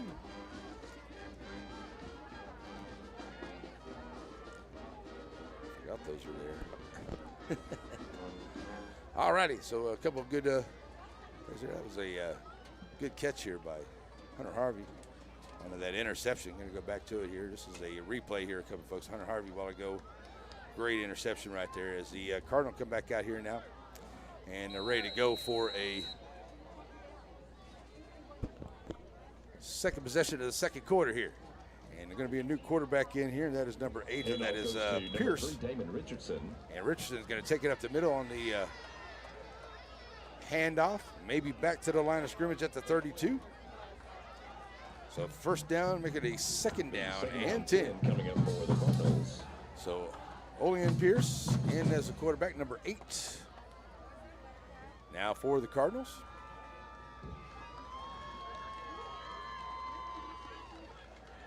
So second down and 10 here for the Cardinals. As they come back to the line, it's Pierce. Richardson to his left side, twin receiver set down here. And they're going to be a quick out here into the flat. Got his man there, but that is Vanden. And Vanden's going to be tackled there by Hunter Harvey, as well as number 4 in on the play. That is Sergio Reyes. So a nice little play there on a pass play to the flat outside. And they'll bring up a third down, and looks like about 4 here for the Cardinals as they move it up to the 39-yard line. So 10.5 to go here in the first half. Coming up, folks, we will have the band performance, and we'll do our best to make sure we get the entire band performance, especially the Shelbyville Dragon Band. We'll have that coming up here. All of it brought to us by the good folks at Farmer State Bank. Pierce ready for the snap. Good snap. Takes it over to the left side. Now got to look to throw. Throws it up there, and he's got his man. And it's an incomplete pass. Nice try to get it there, but a good job onto the defense, Ashton Scarborough. But the pass incomplete. That's going to bring up a 4th down and 3 now for the Cardinals. Going to bring up a punting situation. So going back deep once again here will be Hunter Harvey. Is that clock rolling? Oh, they stopped it there. 10:08 here in the first half. So Harvey standing back at his own 25-yard line, ready for the kick.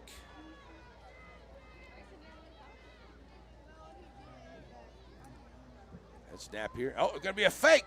And it's Pierce, and he's got a man wide open. Oh, get you some of that. Hunter Harvey says that's a great play on the fake, and it's enough for a first down, but Hunter Harvey laying the wood down there at the 40-yard line. But a good job there by the Cardinals on the fake, and they get the first down, Cardinals, as they take it into Dragon territory. But what a hit by Hunter Harvey. Woo. Wow. First down and 10. Good play and a good pass there from Pierce. And I believe that was number 7, Micah Cox, that he found there into the seam. And it's a first down for the Cardinals. That's a great play by the Cardinals. All right, we're back. I don't know why my scoreboard's messed up, folks, but I'll get that fixed for you. It's a 16-0, it's a 14-0 ball game. And it was 16 on the clock there. All right, here we go. And going to be handed off here. And going to take it over to the far side. Richardson trying to find some room, and he's going to be stacked up there by the Dragons defense. Goss in on the stop, as well as Obregon, who's coming up off the bottom of that pile there. Big number 66, Caleb Jacobson. That makes it a second down. 7. Let's see if we can get the Dragons taken care of here.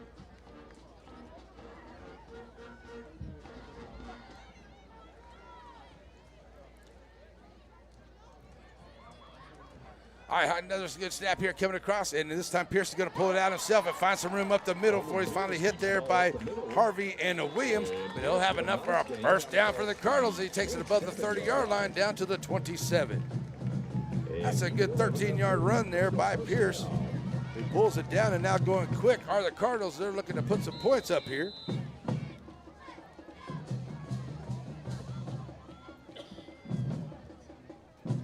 All right, now we got it right. I don't know why I went to 4. It did that to me last night, too. I don't know what the deal is. So it's a first down and 10 now here for the Cardinals. Pierce is going to hold himself once again, trying to find some more room up the middle. This time, the Dragons going to hold him up there as Goss right in the middle, not letting him get very far, but he's going to pick up a couple and make it a second down and 7 now for the Cardinals. Up to about the 25-yard line, maybe the 24-yard line there. All right, so with that clock continuing to roll, getting down to 8:05 to play here. Now 8 minutes to go into the first half, and the Cardinals trying to put up some points here. Like I said, if they had a couple of bad things that happened to them in those previous 2 drives, and now they put one together here. They had a fake punt that's working out for them. Here's Pierce once again going to pull it out on the RPO, and he's not going to get very far this time, as Sergio Reyes is right there to hold him up, as well as D. Murray. And it will be Raby right at the line of scrimmage there.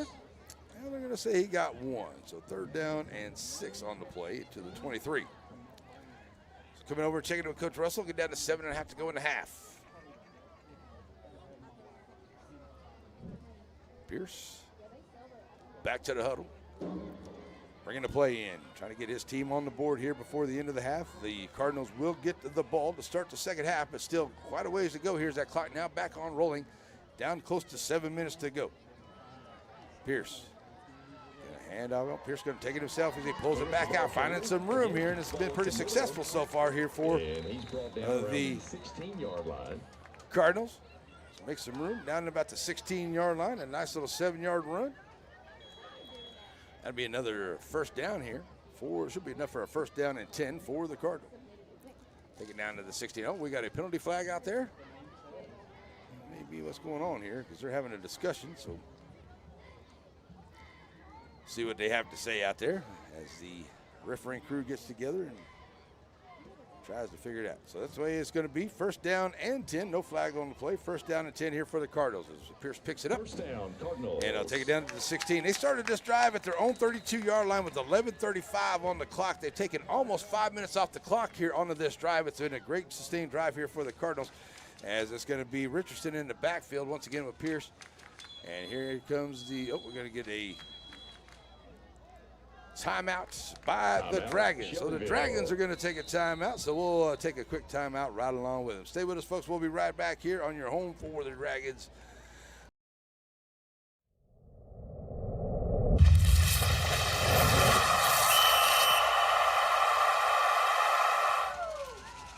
All righty, folks, are back here as the Cardinal cheerleaders are getting themselves in. Oh, nice backflip.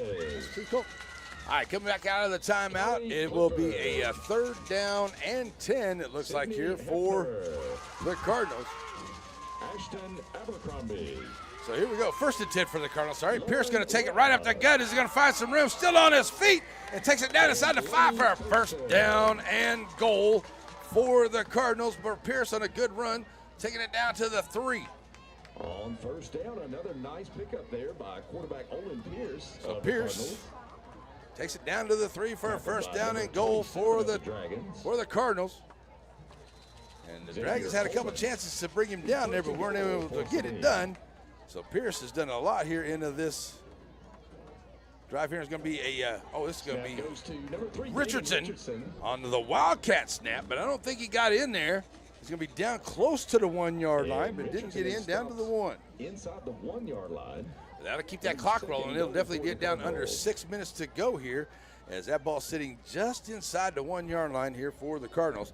And that Dragon defensive line looking to pitch a shutout here in this first half, see if they can hold them out on the line there, as it will be a 2nd down and goal now for the Cardinals. Pierce is back in there, and the Wildcat formation on that last play. Pierce going to come up here, watch the quick snap. Richardson in the backfield here, shotgun. 2nd and goal.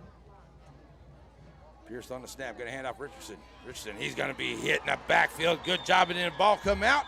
It looked like the ball come out. Eli Matthews was back there first. Coming out of there with the football is Elijah Tom Goss, and it's a fumble. Oh, my goodness. It's just unfortunate for the Cardinals. They had a great drive, getting right down there to the 1 and cough it up.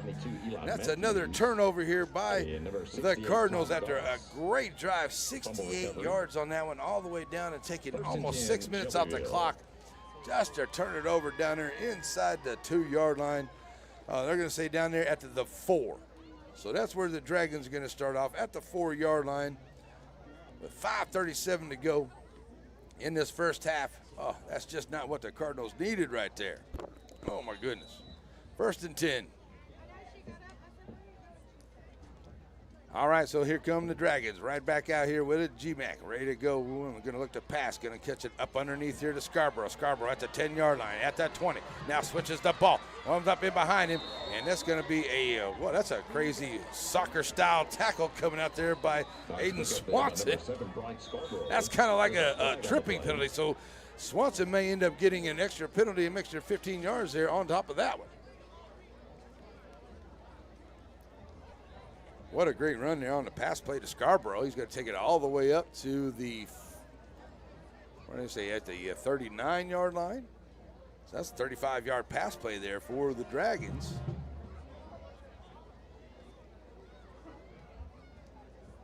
Who in the world could be in front of the camera up there? I don't know. So right now they're having a chat about it, and it looks like they're going to be a, see what they're going to call it there. They're going to wave it off. Okay, so they're going to wave off the foul. Flag on the play. So it'll be the 39-yard line.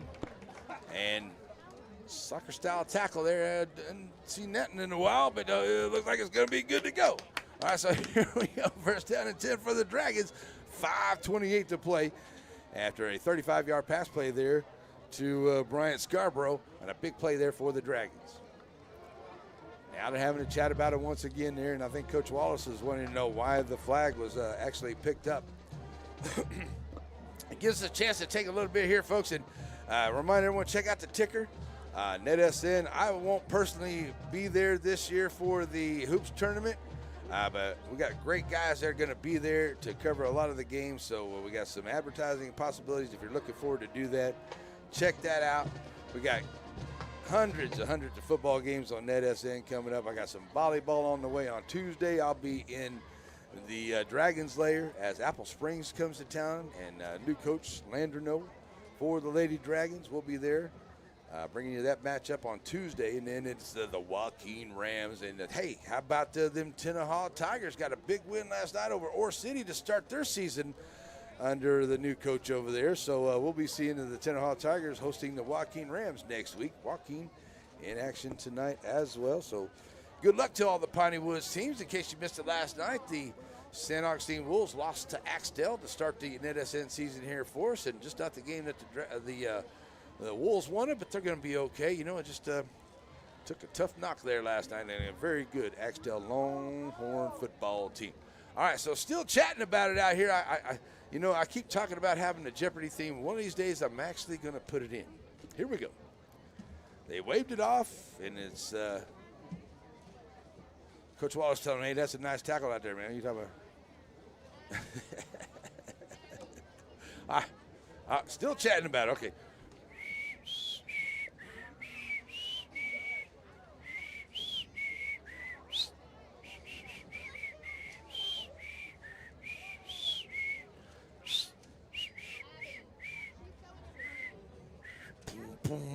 Okay, can we play some football? Can we please play some football? It shouldn't be that hard, man. It's either a foul or it ain't.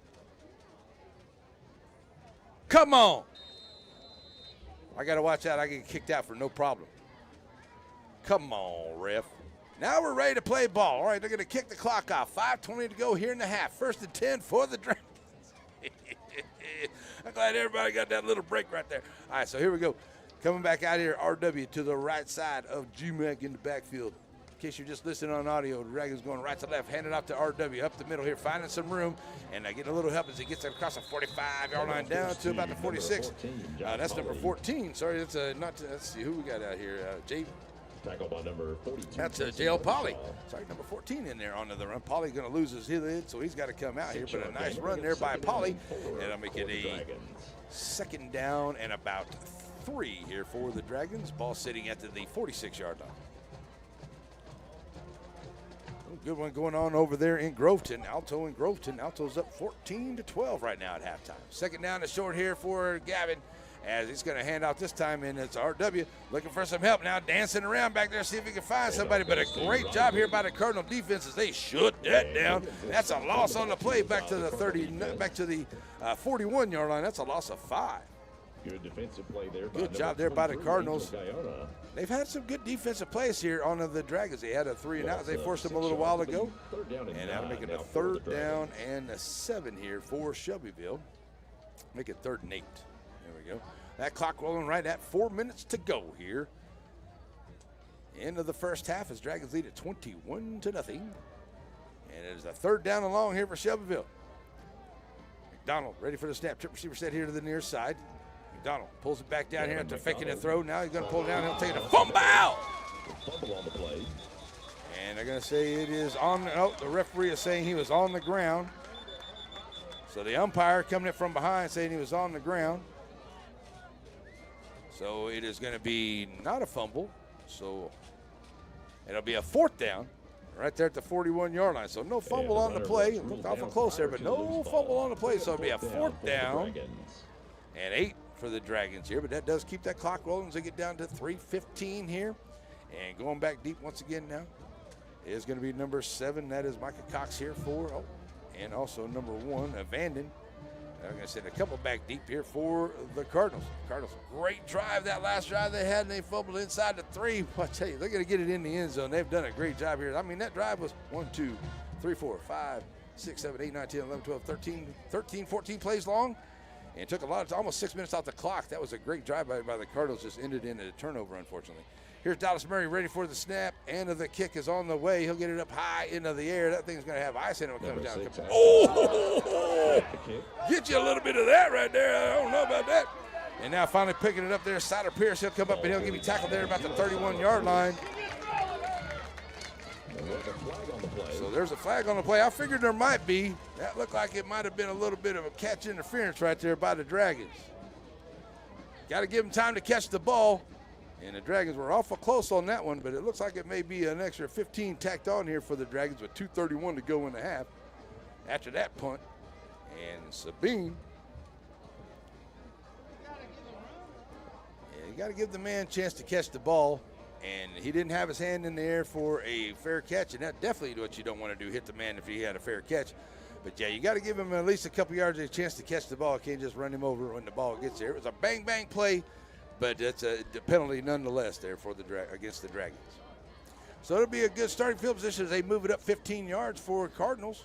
Look, that foul was right there at about the 30, so they could be starting at about the 45-yard line here as the discussion is still going on. So here we go.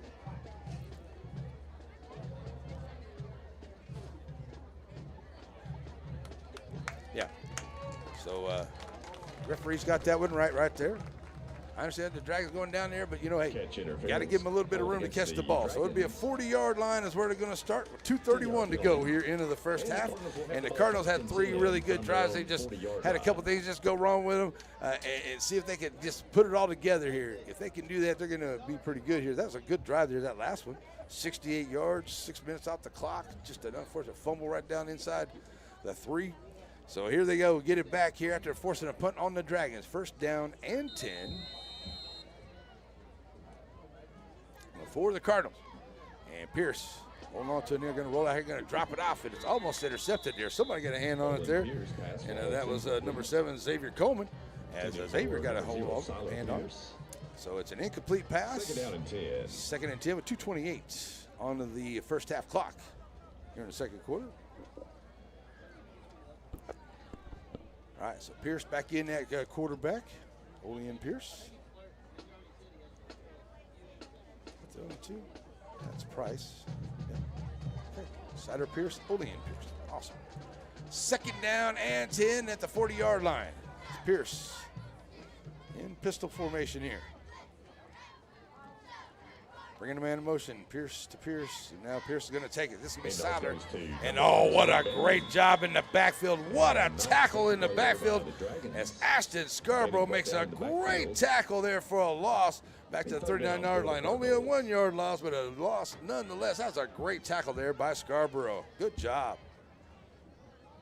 This is probably going to run down here. We're going to get to the 2-minute warning, I do believe, folks. So I think that's where we're going to be. And yes, it is going to be the 2-minute warning. So that means it's time to cool off. It's the Portico 2-minute warning. We'll be right back, folks.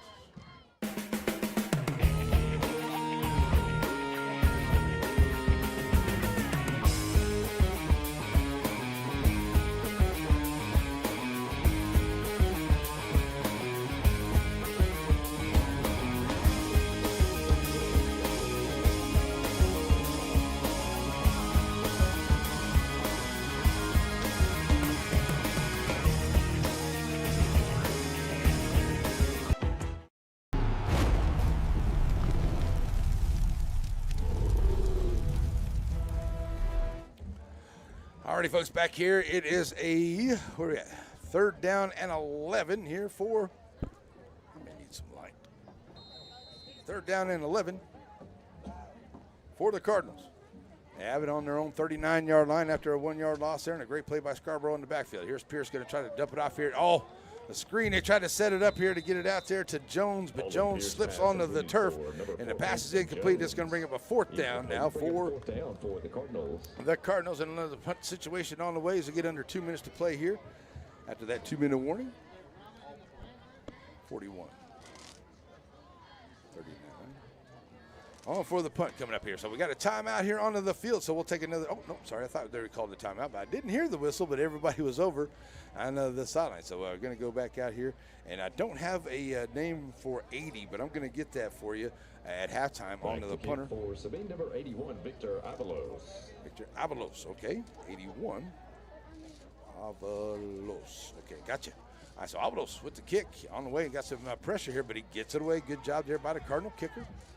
And it's going to take a good bounce here for the Cardinals, and finally wrangled up there by Jeremiah Templeton. Down near the 41-yard line. So down to the 41 for the kick there. So the Shelbyville will get it back here with 1:47 to go on the clock.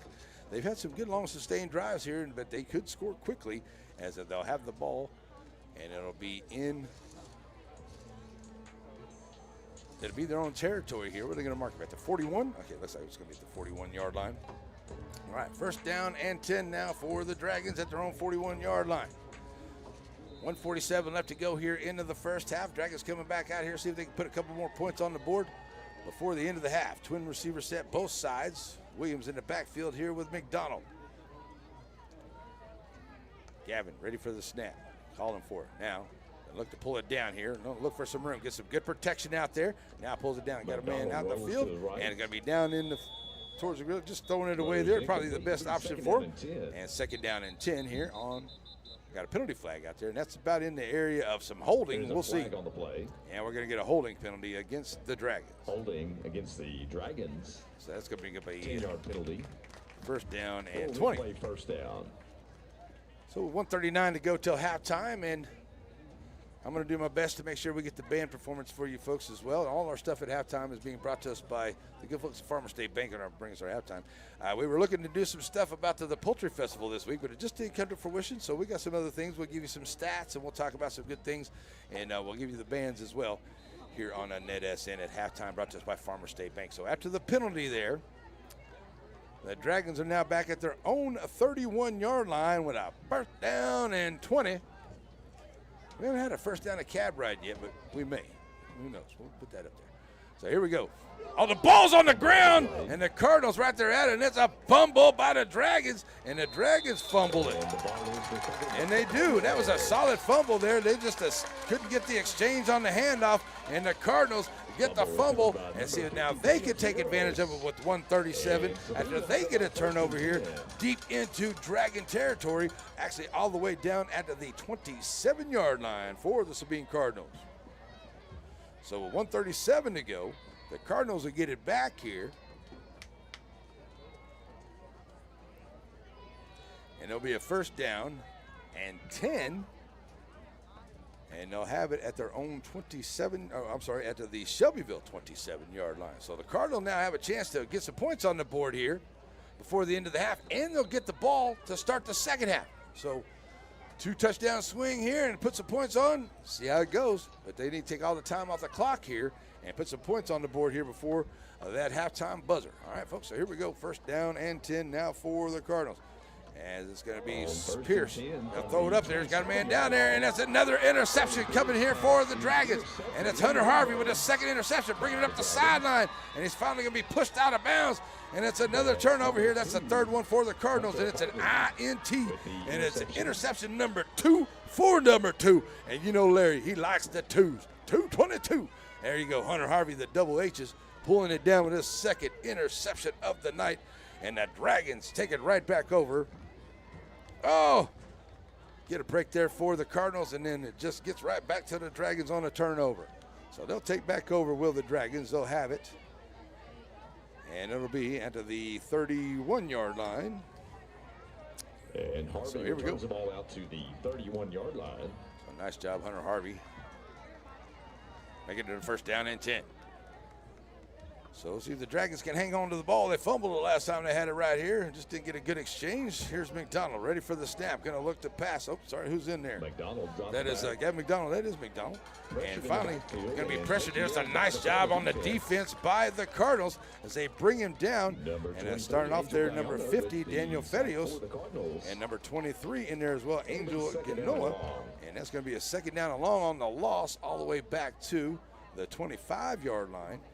So it's a loss of 6 on the play. That'll make it a second down and 16. Now under a minute to go, and the Dragons send a triple receiver set here to the near side. McDonald going to look to pass. Going to throw it here in the wide receiver screen. Going to find Hunter Harvey. Getting a block on the edge there. And out of bounds to stop the clock. Good job there by number 22, Aiden Swanson, onto the stop to get him out of bounds. So the pass play takes it up to the 29-yard line. So it's 4 yards onto that one, making it a third down. And it looks like it's about 12 here for the Dragons. All right, clock rolling now. 40 seconds to go. That one stops there as Harvey gets out of bounds. Also in on the stop there, number 18, Serrano. Third down and 12 here for Shelbyville, up 21-0. And the defense has done a great job here as they've had some deep penetration into the dragging into the field. They've been able to get the ball back from them on a couple of turnovers. Here's McDonald. And he's going to be pressured once again, now trying to get around it over to the far side. Gets a block, throws it up there, got his man, and it is going to be an incomplete pass there as he tries to get it there to Ashton Scarborough. So the pass incomplete. And that's going to bring up a fourth down and long, though, and still leave about 30 seconds on the clock here for the Cardinals. So they still have another chance at it here into this first half. Pass incomplete, bring up fourth down for the Dragons. So this will be the 8th possession of the half for the Cardinals when they receive this punt.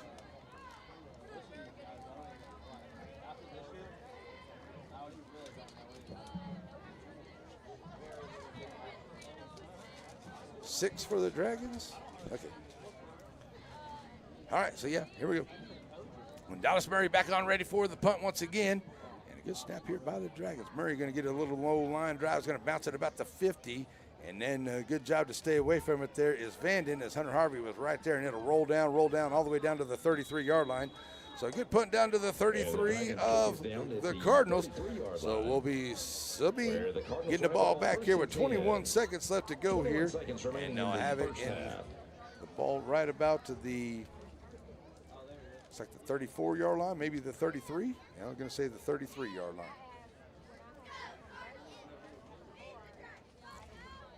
33-yard line with 21 seconds to go. Do some erasing right here. All right, so here come the Cardinals out here with a first down and 10 now from their own 33-yard line. And maybe a play or two here, but we'll see how it goes. As Pierce ready for the snap. Going to roll over here, holding himself. Oh, sorry, that is number 10 back in there. And Harvey pushes him out of bounds as De Hoyos makes the catch there at the 45-yard line. So that's enough for a first down, as it's a 12-yard pass play, and a good job there on the first down for the Cardinals. They'll have another first down with 16 seconds to go. Trying everything they can to get in that end zone. I mean, they've had some good drives down here, but they just got stalled out by a couple of mistakes here. So the Cardinals are trying to line that out here, but they've done a good job here as they got the Dragons to punt the last couple of times. And now here we go as De Hoyos rolling over to the left side. Going to pitch it out there, and a nice job at the 50-yard line as Scarborough comes up and makes the stop right there as he's still on his feet. Finally now going to be asked to be stepped out of bounds there by Scarborough. And it'll be right there, maybe the line of scrimmage. And that's going to do it here for the end of the half. So the end of the half looks like it will be a 21-0 lead here for Shelbyville over the Sabine Cardinals. So we'll take a break, folks. We got your halftime on the way, and it is always brought to us by the good folks at Farmers State Bank. What in the wide, wide world of sports is going on here? Oh, it's football season. Serving our communities for over a century, Farmers State Bank continues to meet the financial needs of East and Central Texas. With roots that run deep, Farmers State Bank serves as a source of financial strength to meet the needs of our neighbors. From a comprehensive range of financial products to individual service, we remain dedicated to being a true community bank. Farmers State Bank, improving lives and fulfilling dreams. Cox State Farm Insurance in Center.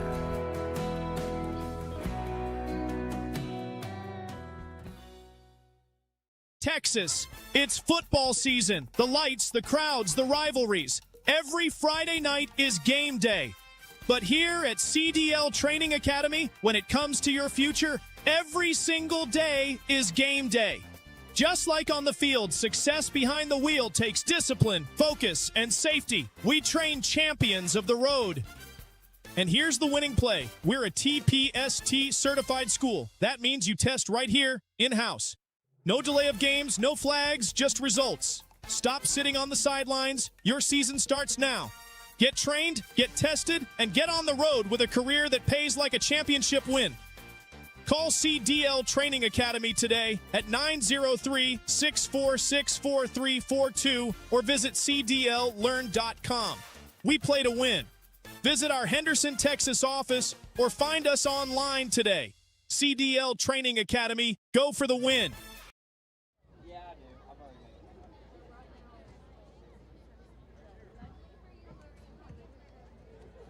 Good evening, ladies and gentlemen. Shelbyville ISD is proud to present our portion of tonight's entertainment, featuring the Shelbyville Strutters, SHS Twirlers, and the Shelbyville Dragon Bargent Band.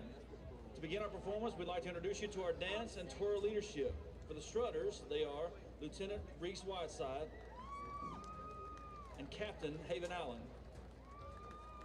Our SHS head twirler is Trinity Sims.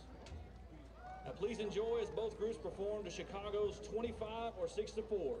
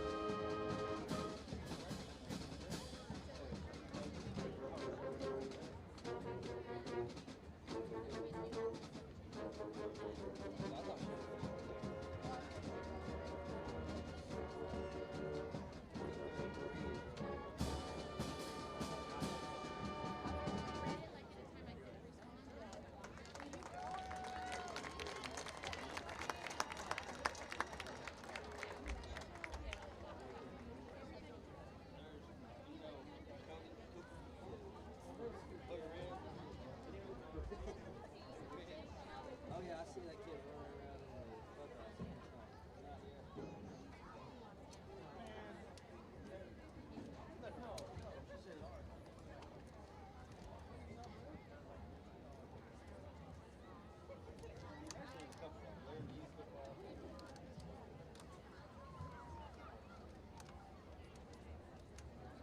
They got the biggest class ever come through. They got 140. We got 100. The second grade has to have an extra teacher. They have to add, that teacher has to move with them. They have 7. She must get paid a lot. Well, I think it's not. Oh, it's not. Well, how did, who moved it? You know the second grade was the biggest class there.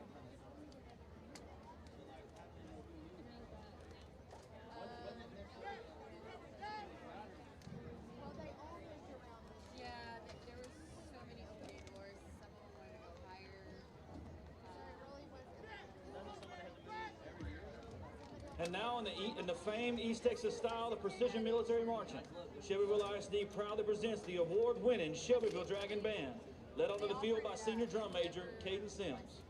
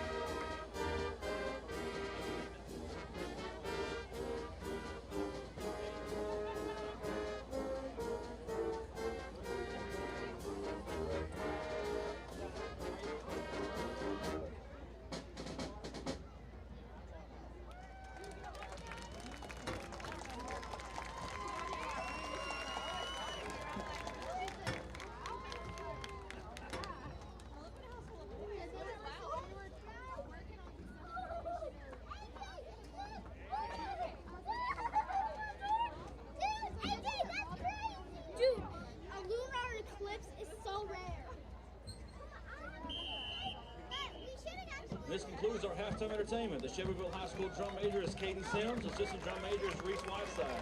Dragon Band head director is John Kennan. He's assisted by Marcia Castaneda and Daniel Castaneda. The twirling line is under the direction of Marcia Castaneda, Kylie Paulick.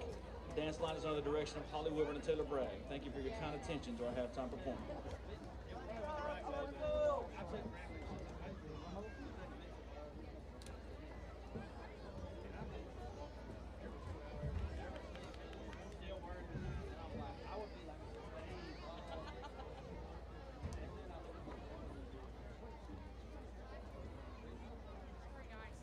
I have to record for the band.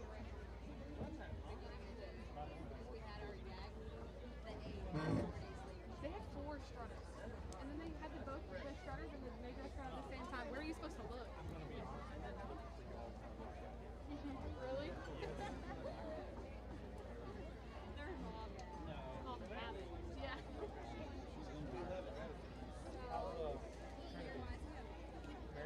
Good, I think.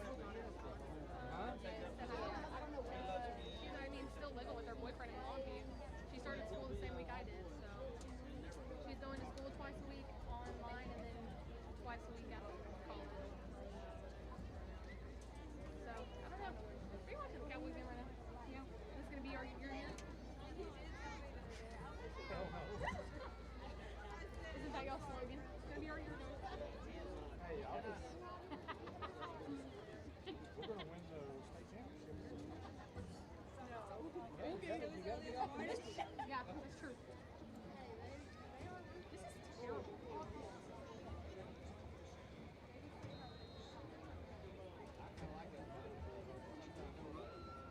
So how you like it? Like what? College?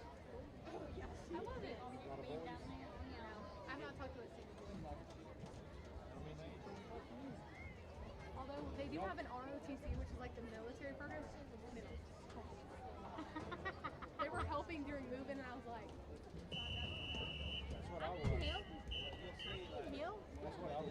Ladies and gentlemen, to continue your halftime entertainment, we present to you the pride of Sabine High School, the 2026 Sabine High School Strutters, Majorettes, and the Sabine Cardinal Band.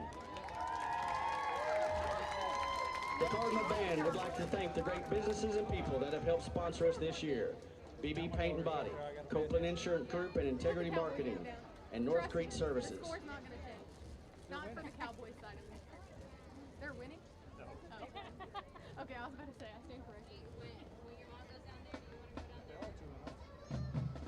Oh, look at my baby.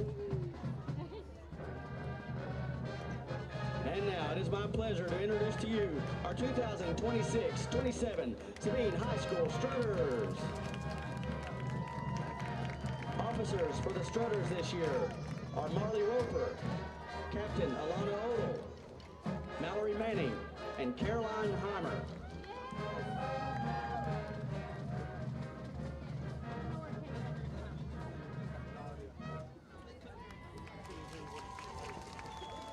Sorry. No, if you sit down, I didn't want you to oh, I can stuff your butt with a straw. Tonight's Strutter of the Week is sponsored by Cardenas Farms. Strutter of the Week is Kinsey Rojas. The Strutters will perform a palm routine by Rose and Bruno Mars, APT.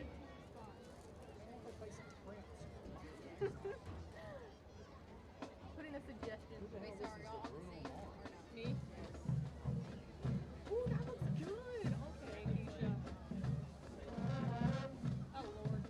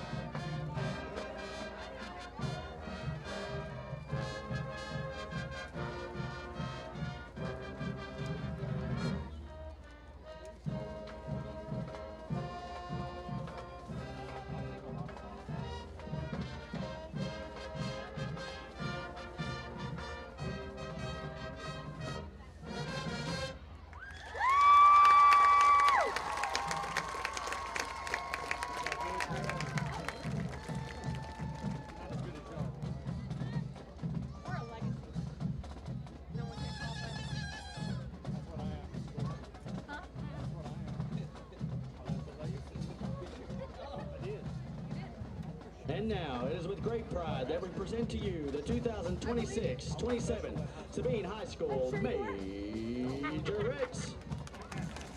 The Majorettes are led into formation by head twirler Chloe Stevens. For tonight's performance, the twirlers will perform their dance twirl routine to the hit song by Santana, Smooth.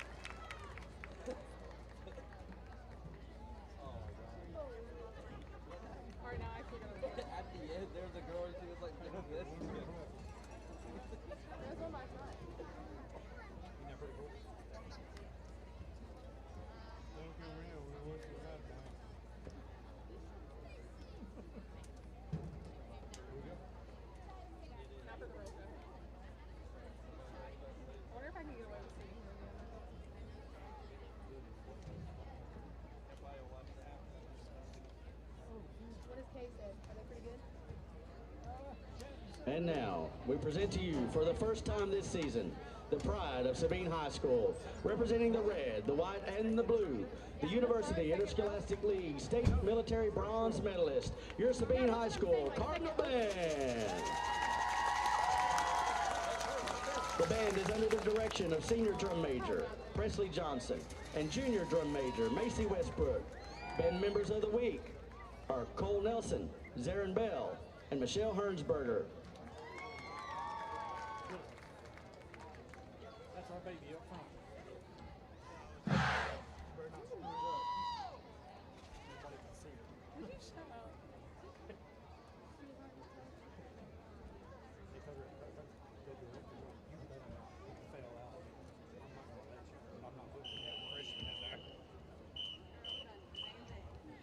The Cardinal Band takes pride performing in the time-honored style of the United States military, reflecting the values of discipline, tradition, and precision in every performance.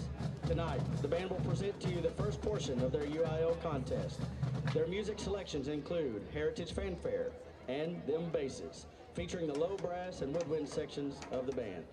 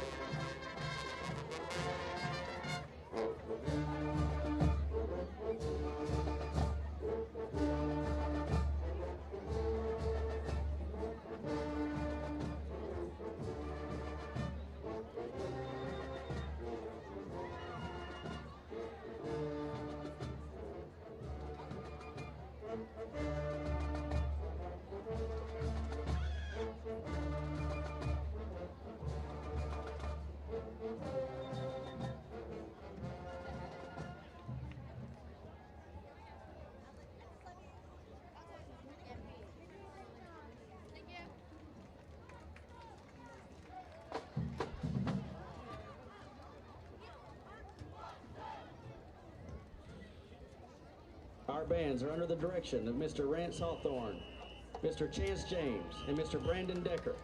Sponsor for the Strutters is Miss Keisha Barnes, and sponsor for the high school majorettes is Miss Blair Maxwell. Ladies and gentlemen, the Sabine Strutters, majorettes, and the Sabine High School Cardinal Band.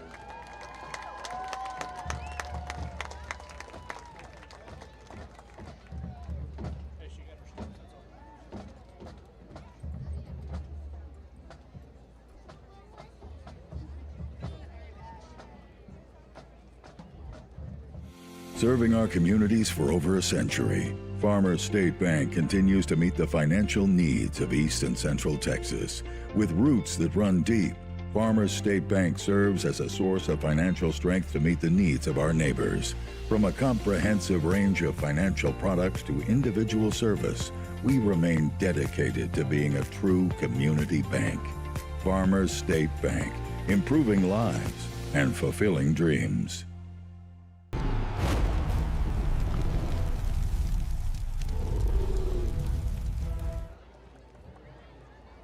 Alrighty, folks, we are back here. Great performances by both bands here. As we're in Sabine, it is halftime. Let's get your halftime analysis. And that halftime analysis is brought to us by the good folks at Camp Hewani. All right, halftime analysis brought to us by Camp Hewani, and let's check it out here. Let's talk about your drives. It's a 21-0 ball game here at halftime. So the Sabine Cardinals had 8 drives, 4 turnovers, 3 punts, and 1 possession that ended in the end of the half. They've had the ball about 13 minutes in that first half. The Shelbyville Dragons 7 drives, 3 touchdowns, 3 punts, 1 turnover. About 11 minutes is what they've had the ball for. Their 3 touchdown drives look like this. It was 9 plays, 3:47 off the clock, 58 yards on a touchdown pass to who did make that? Bryce Scarborough. Sorry, that was. Did I get that right on the first one? Yeah, I think I may have that right. I'm going to look at that. I think that was Hunter Harvey there on the first one. But anyway, that was the first touchdown there. 9 plays, 3:47. And then on the next one, that was Hunter Harvey touchdown. 7 plays, 26 yards, 236.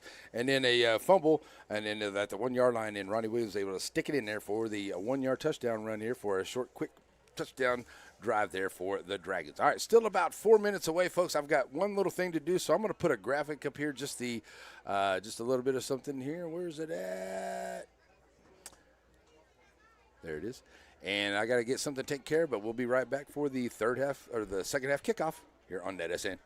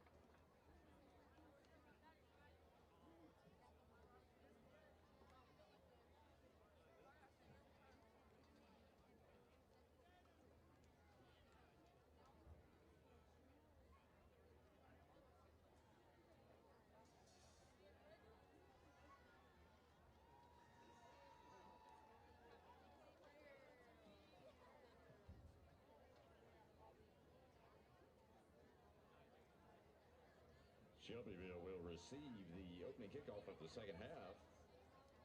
Set to kick off for the Cardinals, number 81, Victor Avalos.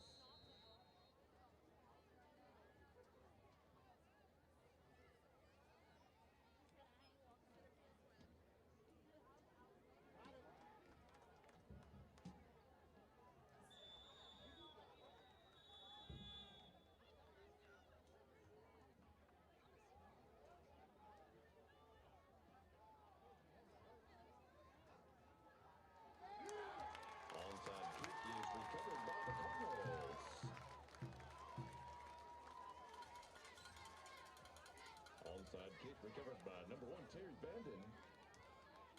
And Sabine brought first and 10 from the Dragons' 49-yard line.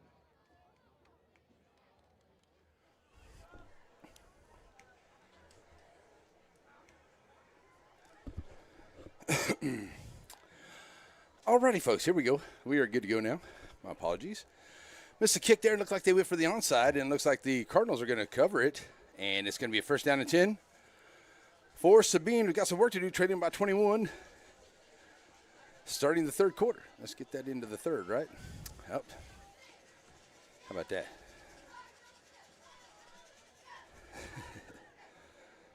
I promise this is the third quarter. All right, here we go. As it is a good job here by the Cardinals to get that recovery, and a great job here by the Dragon defense getting in the backfield. William Walden, the double W's, taking care of business, knocking them down in the backfield here for a loss of a couple. It'll be second down for the Cardinals.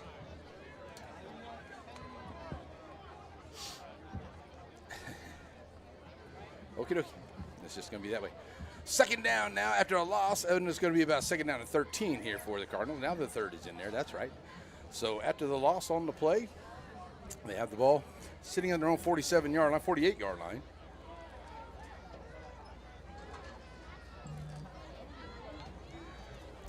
All right, so here we go at De Hoyos in the backfield here, shotgun. High snap, going to hand off to the running back coming through. And across the 50-yard line for some good positive yardage, gets that loss back and a couple. Nice job there by Richardson to take it into Dragon territory down to the 48-yard line for a gain of 4. Just a third down and about 8 here for the Cardinals. And they had a great drive there into that first half. And it was about 6 minutes long, 68 yards, and then, I mean, just a long, long drive, 10 or 13 plays, 12 or 13 plays, and they end up fumbling down there inside the 5. So the Cardinals got to see if they can keep it going here, but not have that mistake there to end those drives, and they get those points on the board. De Hoyos back in at quarterback. Pistol formation here. Bringing Pierce in motion. High snap again. This is a couple things that have got to the Cardinals here today. And getting back there and pushing them down quick. Junior Carr right there. He's going to get credit for the sack. So that's going to be a big loss on the play back to the 38-yard line. That's a loss of 10, 14. Oh, that's just unfortunate there for the Cardinals. That's kind of what happened in that first half. They had some good things going, and then just to have a mistake right there, and that's just hard to handle right there. So now it's going to be a fourth down and about 18. So here comes the punt for the Cardinals. It's like it'll be Hunter Harvey back deep once again here for the Dragons. Fourth down, 18.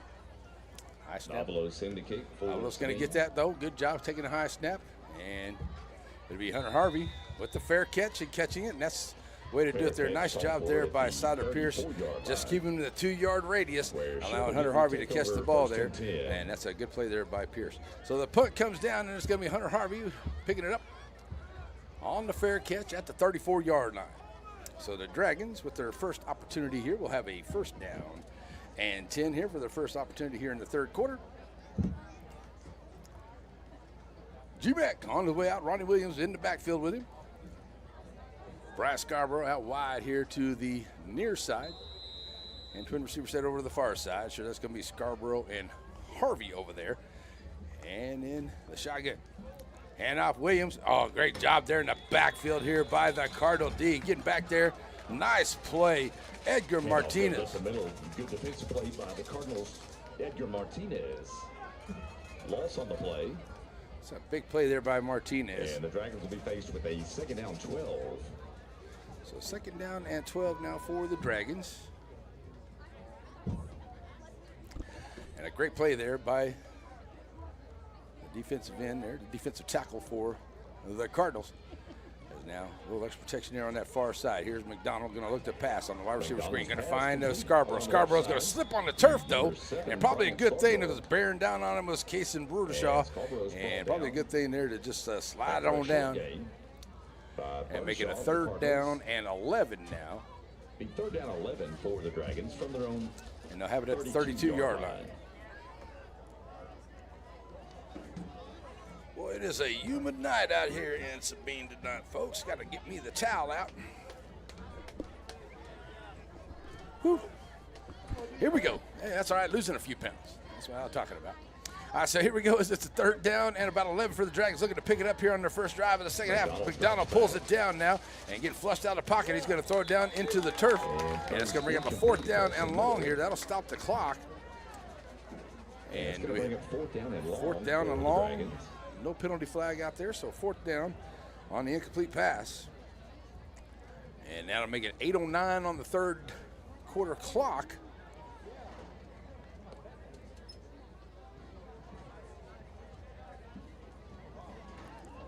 And it'll be a fourth down. Here's Dallas Murray's going to come out. I'm going to send Vanden, and I believe that is Cox back there, deep for the Cardinals. Get him ready for this kick.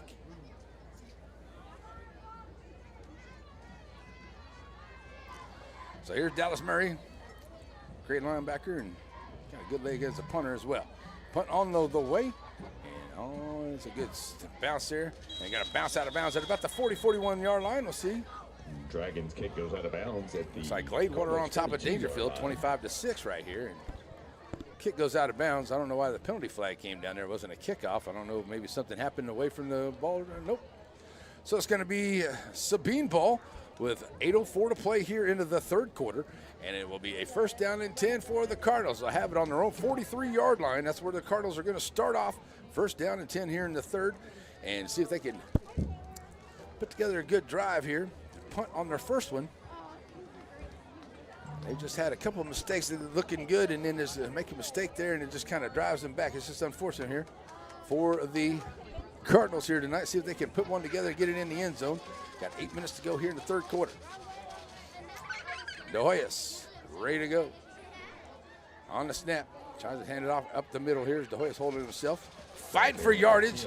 And the old push pile taking it up to about the 48-yard line. He's going to pick up about 5. Fights for extra yards. Takes the ball out across the. Second down and 5 now for the Cardinals. Ball sitting at the 48-yard line. Down 6 for Sabine. Nice big full moon out there tonight. Beautiful evening. It's nice and humid out, that's for sure. But great crowd here in Sabine, both sides. And great hospitality. I can't say enough here from Centerville to Sabine tonight. Just great hospitality by two great host schools for us NETSN folks. All right, so here we go. Second down and 5 for the Cardinals. Man in motion is Pierce. High snap. Going to hand off to the man through, finding some room. He'll get close to that first down yardage. Will Richardson. It's awful close. We'll see what they mark it. They're going to say it is enough for a first down at the 46-yard line on the Dragon side. So nice little run there by Richardson. And it takes up 46. And the Joaquin Rams at halftime up over Beckville, 22-8. 22-8 there for the Joaquin Rams over Beckville. I knew that's going to be a hard, tough game there in Beckville. And the Rams right now at halftime up 22-8. And we got a first down and 10 here for the Cardinals as they're into a Dragon territory. Ball sitting at the 46-yard line of Shelbyville. 6:45 to play in the third. And here come the Cardinals back out with it. Snap. De Hoyos hands off. And oh, what a great play right there into the middle. And double W's William Walden from the linebacker position comes up and stuffs the hole. And it's no gain on the play, maybe a loss. Back to the 47-yard line. So that's going to bring up a second down and 10. Make that second 11, sorry. Second 11. Good play there by William Walden. All right, that clock continuing to roll, getting down to about 6 minutes to go. And the Cardinals have had some impressive drives here. We just need to see if they can keep it together here all the way through. De Hoyos. Another high snap there. Going to try to get it out here to Pierce, and it's going to be, did he catch it? No, it's going to hit the ground. Incomplete pass. Third down now for the Cardinals. That will stop the clock, though, as that gets down to 5:55 on the clock.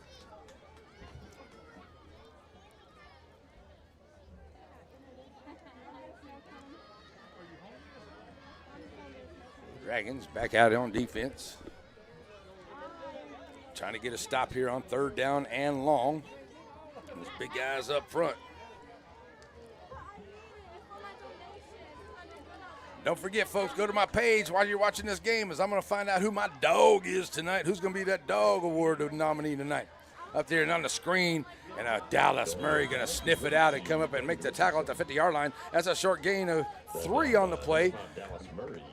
It's going to be a loss, actually, because it was behind the play on the screen. And that'll take it back down to a 4th down and about 14 now for the Cardinals. Cushing beats Colemanville 27-0. 27-0. Cushing over Colemanville. All right, so 4th down and about 14 now for the Cardinals. They're going to bring in the punt team as we get that clock rolling down to 5:25 to play here in the third. Avalos on for the kick. Hunter Harvey back deep. A high punt here. And I tell you, that's just something that Coach Russell's going to have to definitely work on here, but gotta make sure you can get the good snap here. They've had a little trouble with that here this evening. All right, so it's a good pass. Near the 33-yard line. It's a good punch. Will take over 1st and 10. After he's able to get it off there. Good job there by Avalos to able to get it off. And it's going to be a 1st down and 10 as the ball goes all the way down to the 32, 33-yard line. So Shelbyville will get it back. 5:02 on the third quarter clock. They'll have a 1st down and 10. And they'll have it at their own 33. Okay.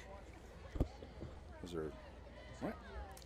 And discussions are all over. So now here we go, ready for the snap. McDonald back in. Williams in the backfield to his left side. Quick little out here. Just got, nice job. I thought it was going to be intercepted there. And keep still on his feet. Nice job here on the run after the catch. That is Hunter Harvey refusing to go down. And so he's up to the 40-yard line. Tackled by number 50, Daniel Fieros of the Cardinals. And so, yeah, it's going to be up to the 40-yard line. So it's going to bring up a 2nd down and 7 here for the Dragons. Sorry, 2nd down and 3. Get my addition right. 2nd down and 3. Is that clock rolling now down to 4.5 to play here in the third. Good job there by Harvey as he just refused to go down. Was able to pick up a couple extra yards on that little tunnel screen. So at the 40-yard line, here come the Dragons with a 2nd down and 3. Letting that clock just roll here in the third quarter. McDonald looking for the snap. Hand out to Williams. Williams gets hit in the backfield there. Good job in the backfield by the Cardinal defense. That was number 25. That is Hawkins, and number 42 in there as well, Berdishaw. And they're going to be in there for the stop. And they'll stay right at the 40-yard line for a 3rd down now. At this time, we will draw for the winner. 3rd down and 3 for the Dragons. Ball sitting at their own 40-yard line. Not in any hurry here, taking their time. Still all kinds of time on the play clock. Is it rolling down to 20? Is Miss Lori Warren. Still looking over to the sideline. Now have the play that they like. Triple receiver set here to the near side. And going to bring number 14. That is Jai Polly into the backfield to the left side. And now Gavin's going to hold on to himself, try to bring it up the middle. He's going to be slung down to the ground there. And a nice play by number 50, Daniel Ferios. There should be enough for a 1st down, but nope, it's going to be a little bit short. It's going to be a 4th down and 1. 4th down 1 coming up for the Dragons. As they mark him there at the 42, need to get to the 43, so it's a 4th down and 1 here. See if Coach decides to keep his offense out there. As that clock down rolling down to 3 minutes to go. And your defense has been playing very well. You're up by 3 scores. You definitely don't want to give any momentum to the other side, but hey, go for it on 4th and 1. And here we go. Going to get an offsides, and that's going to be an offsides on the Dragons probably. So we're going to get a flag on the play. We'll see what happens here. Everybody's jumping out there, but I'm sure it's going to be on the offense. If it is, that'll back them up. we'll see. Everybody jumping around out there at that snap. So we'll see what they call. As we get close to the end of the third quarter, 2:42 left to go here in this third.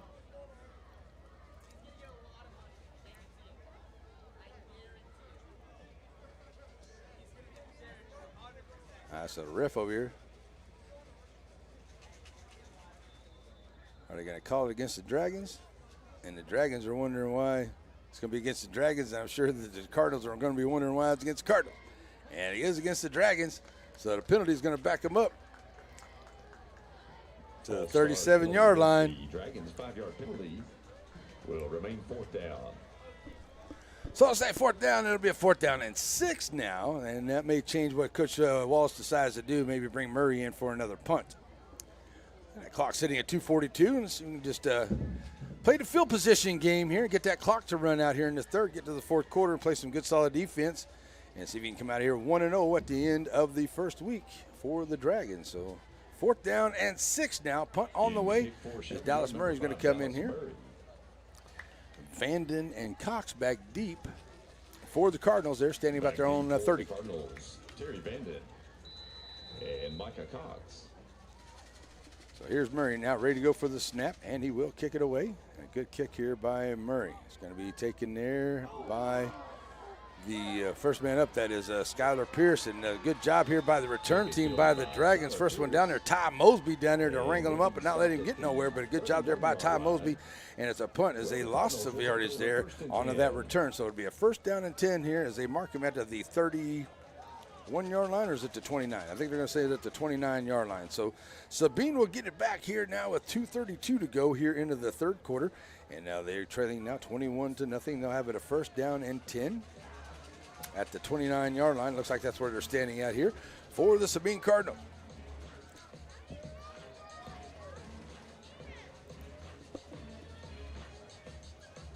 All right, so as the Cardinals have a little conversation here on the sideline, remind everyone, coming up here on Tuesday, we'll be in Shelbyville for some volleyball. Apple Springs in town. Take on Coach Landerneau and Coach Rupp's Lady Dragon Squad. We'll have it for you here on NETSN. All right, so at the 29-yard line, no, it's the 31-yard line. Okay, there we go. 31-yard line here for the Cardinals. Ready for the snap. Going to hand off, and no, going to hold it himself. That is the Pierce back in there running. He'll take it above the 30 there to about the 33. Correction, Olin Pierce on the carry that time. So 2 yards on that carry makes it a 2nd down and 8 now for the Cardinals. And now to get that clock rolling, we'll get down about 2 minutes to go here in the third.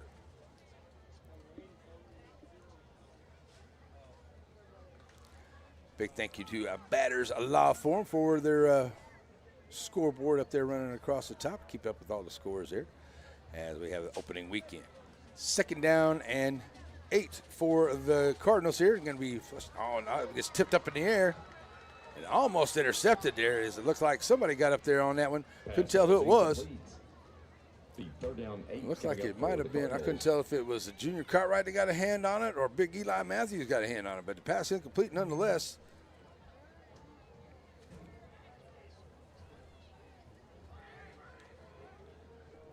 All righty.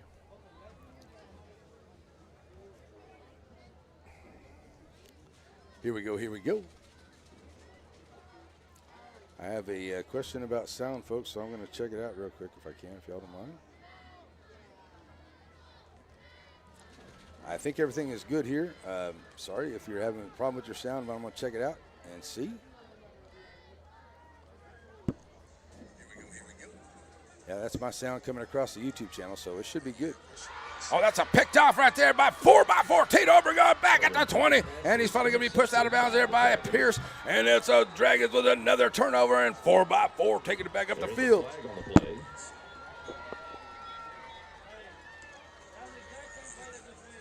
That's my sound coming across the YouTube channel, so it should be good. Oh, that's a picked off right there by 4x4. Yeah, so, yeah, that's my sound coming through the YouTube. So if you're having trouble with your sound, it might be on your end. I apologize.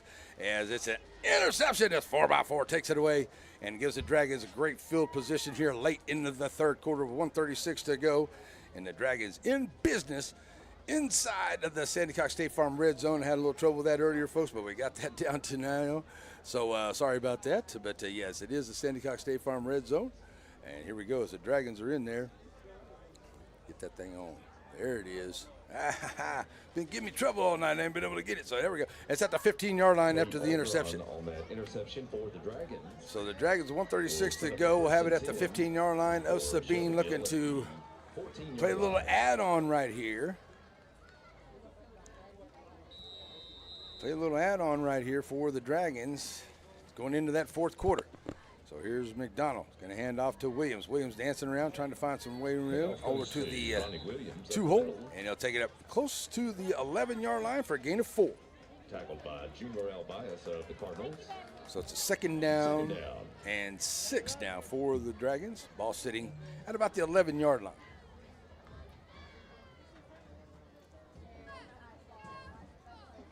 So at the 11-yard line for the Dragons. Williams back in the backfield here with McDonald. He'll switch from the left to the right, now right back to the left. Twin receiver set here to the near side, Scarborough and Harvey. Looking to go down into the corner of the end zone and just over the head of Asher Scarborough, and a pass incomplete. And it will be third down now for the Dragons. McDonald's pass intended for Scarborough. Can still get a first down there at about to the 1-yard line, maybe inside the 1. I'm sorry, at about the 5-yard line. I was looking at the sticks way wrong. That's my bad. Under a minute to go here in the third, and it's a 3rd down and 6 for the Dragons. Ball sitting at the 11-yard line. I had it down at the 5. I don't know. I wrote it down wrong. It's my fault. It's hot. It's a full moon. I'm having fun. I don't care. All right, so here we go. 3rd down and 6 for the Dragons. Trying to put it in the end zone here, up 21-0 in the Sandy Cox State Farm red zone. And Williams, great job by that Cardinal defense. And they snack him up in the backfield. And RW3 goes nowhere. He's actually going to lose some yardage to about the 16 onto that carry. That's going to bring up a... Led by Edgar Martinez. And that's going to bring up a 4th down for the Dragons. Yeah, that's going to bring up a 4th down here for the Dragons, and even longer now. That's going to be a 4th down and about 11 now for the Dragons after that loss on the play. And still going to have to make one more snap here before the end of the quarter. Got 20 seconds now winding down on the game clock and the game clock, and the play clock is down to around 10. So you're definitely going to have to snap it one more time here, and it looks like you're going to bring him on for an attempt at the field goal. So Edwin Vasquez comes in here, and he's going to try the 21-yard. He's going to try the 36-yard field goal. So we're going to get a timeout onto the field. Coach Wallace is going to take the timeout as we got a field goal attempt on the way. We're going to take a quick break, folks. We'll be right back here on NETSN. Serving our communities for over a century, Farmers State Bank continues to meet the financial needs of East and Central Texas. With roots that run deep, Farmers State Bank serves as a source of financial strength to meet the needs of our neighbors. From a comprehensive range of financial products to individual service, we remain dedicated to being a true community bank. Farmers State Bank, improving lives and fulfilling dreams. On Friday nights, Sandy Creek supports the Dragons. But the rest of the week, they help you transform your little piece of the world.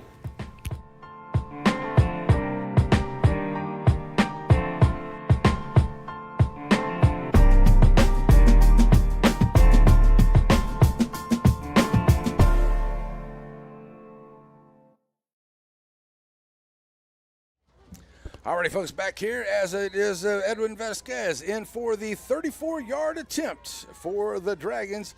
And here's a snap, good snap. Here's the kick. It is up, and it is on the way, and it is... Vasquez is no good.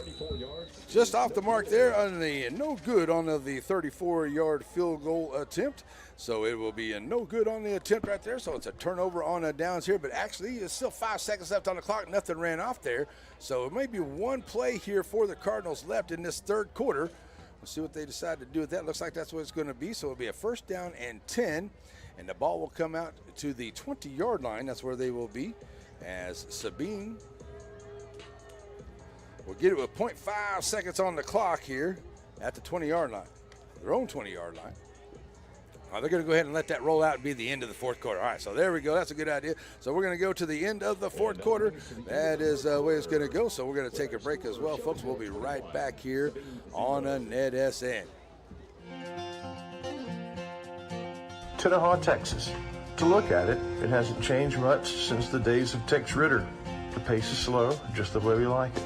But we're proud of our young people, the games they play and the music they make. 100 years of dreams and the determination to make them come true. But we all need help every now and then, and that's where First National Bank of Tenaha comes in. Financing your dreams for generations.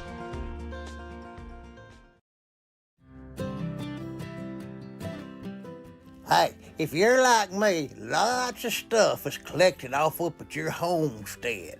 Call it down-home clutter.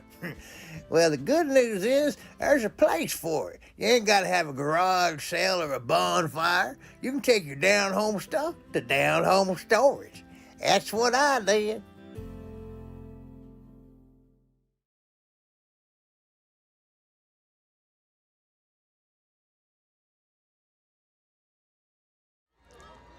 Alrighty, folks, we are back here as we get ready to go to the fourth quarter. The Dragons lead at 21-0 here, and a big thank you to Sandy Cox of Sandy Cox State Farm Red Zone. I apologize, had a little bit of trouble with that, but we finally got that thing kind of worked out there just a while ago. So we'll make sure we get that taken care of. I don't know.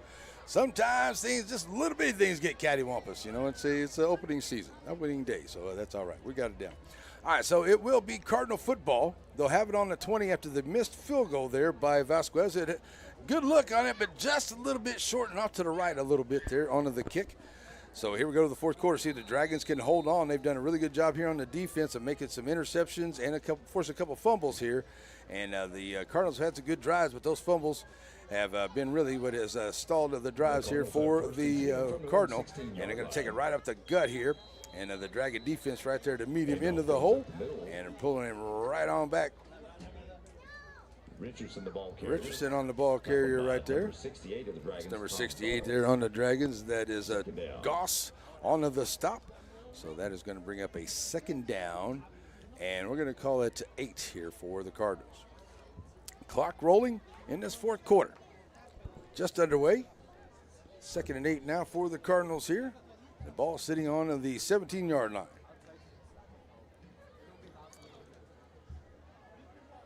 22-yard line. 22-yard line, folks. There we go. So that one's going to get away. That one's kind of off the mark. And the Dragon's going to jump on a fumble coming through, and that may be an offsides there before the play. It may be a dead play because multiple Cardinals were moving, and that may save the Cardinals right there getting that penalty flag, because otherwise it's going to be a turnover, and the Dragons right there on it at the 15-yard line. So it's an offsides on the Cardinals. So they get lucky here and get that penalty flag for being a dead ball. And that'll back them up 5. They're going to call it an illegal shift, which is probably a good thing to help them out there. That's good. They'll keep possession of the football. That'll back them up 5 yards. But that'll take them back now to a 2nd down and about 13, I do believe, after they tack it on. Illegal shift before the snap is the call against the Cardinals. Cardinals. Yeah, that helps out the Cardinals there. They really needed that because that ball got away on the snap. Dallas Murray right there to cover it up. So the penalty flag makes it a dead ball on the illegal shift. And they're going to go ahead and let them take it here, and they could decline it and make them use up the penalty and use the yardage too. So we'll see what Coach Wallace is trying to figure out down on the far side.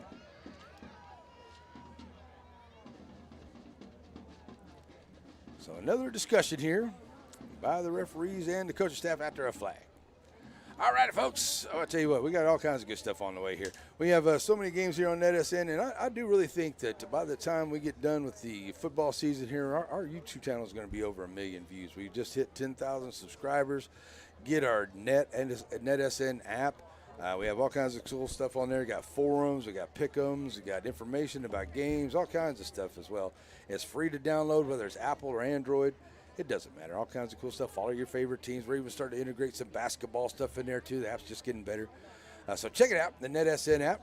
And also know that the guys from NETSN are going to be down there doing the Holiday Hoops tournament. I won't be here this year. I'm not available for that. So they're going to do a good job. So you'd like to do some advertising with them, please get a hold of my good friend Brett at NETSN. We got some stuff out there for you on Facebook and social media so you can figure out how to be involved with that. So now it's going to end up being a false start. Once again, 5-yard penalty against the Cardinals. Remains second down. All right, so it's a 5-yard penalty, whether it's a legal shift or a false start. Either one, it was a dead ball, and it took forever to figure out which one it was. All right, so here we go. So now it is a second down and 13 for the Cardinals. Clock rolling, 11 minutes to play in the ball game. 21-0 Dragons with the lead. Back in at quarterback. De Hoyos looking for the snap. Going to pull it down here. Coming around the edge and gets around through one tackle. Good job there by De Hoyos. And back into the secondary he gets before he's finally taken down at the 35-yard line. Good job tracking him down there for the Dragons. As that was Xavier Coleman. And a good run there by the quarterback, De Hoyos, as he gets his team a first down all the way out to the 34-yard line. 17-yard run there by De Hoyos. First down and 10 for the Cardinals. And Eli Matthews running him down out there with Cartwright as well. Xavier Coleman, number 27. So first down here for the Cardinal. They come back to the line. De Hoyos bringing the man in motion. That is Rendon. De Hoyos going to hold himself in the backfield. He gets wrangled up there, kind of hold on to him a little bit to get some help. And coming up is Dallas Murray in on the stop. 41-yard line. Tackle made by number 5, Dallas Murray. Ty Mosby in on the stop as well there for the Dragons. So we get down to 10 minutes to go. It's a second down and 7 now for the Cardinals, as they move the ball up to the 37-yard line. Clock rolling now. Under 11 minutes to play in the ball game. Dragons up 21-0 here tonight. All those points scored in that first half.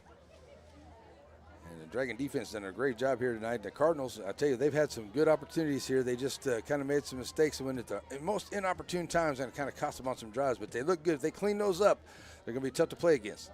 And those high snaps, too. You got to get that center down on that snap. All right, nice job here on the jet sweep. Vanden gets smacked on the way through. Ty Mosby there for a nice hit.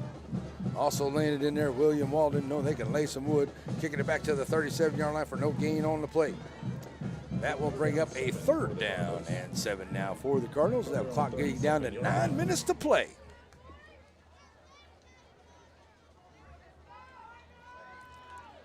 So into the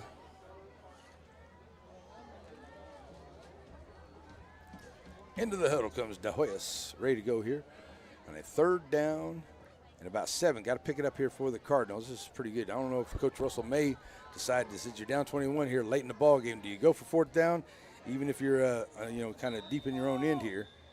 And here goes the snap. We're going to get a stoppage of the play before we start. We're going to get a delay of game, it looks like.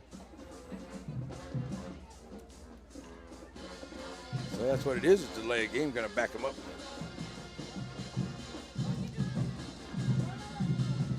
Delay game penalty against the Cardinals. 5-yard penalty. So I'll take it back to a third down at 12.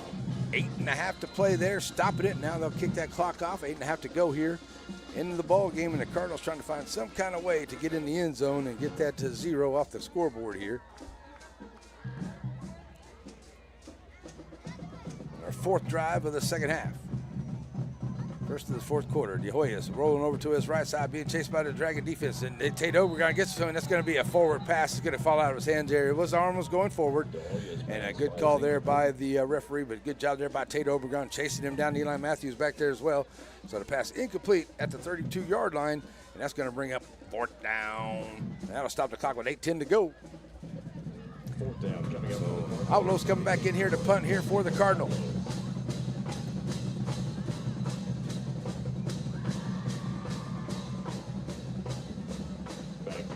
Like I said, the Dragons did really good on some drives in here. You know, got those points in there, but the Cardinals defense has done a really good job since early in this ball game to keep the Dragons out of the end zone. They've had their opportunities. They forced some punts and some good job here by the Cardinals against the Dragons here late in this ball game. And that's going to be out of play there on the kick, and it's going to be right at the 45-yard line on the punt. 45-yard line. So the Dragons will go first down and 10. 8:03 left to play in this ball game. They'll get the ball back. They'll have it on the 45-yard line, looks like.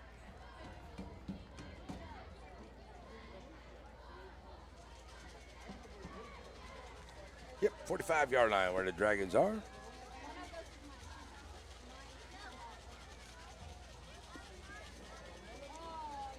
And just some good plays, but just kind of been back and forth here in the second half.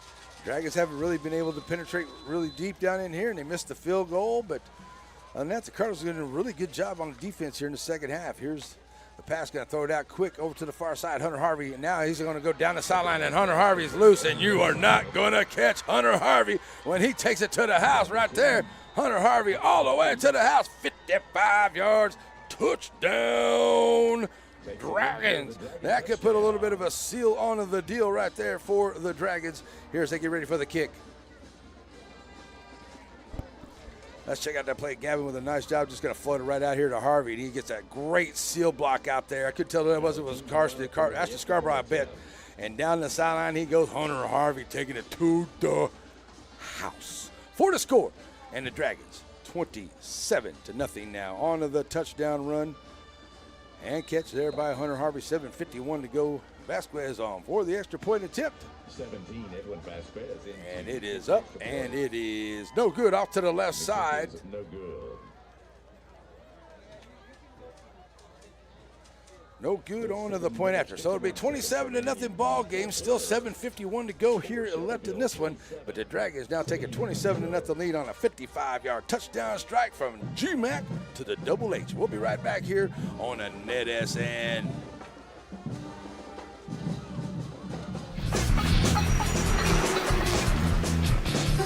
It doesn't matter if you need a truck tire or if you need a car tire. If you need a tire, you call Joaquin Tire.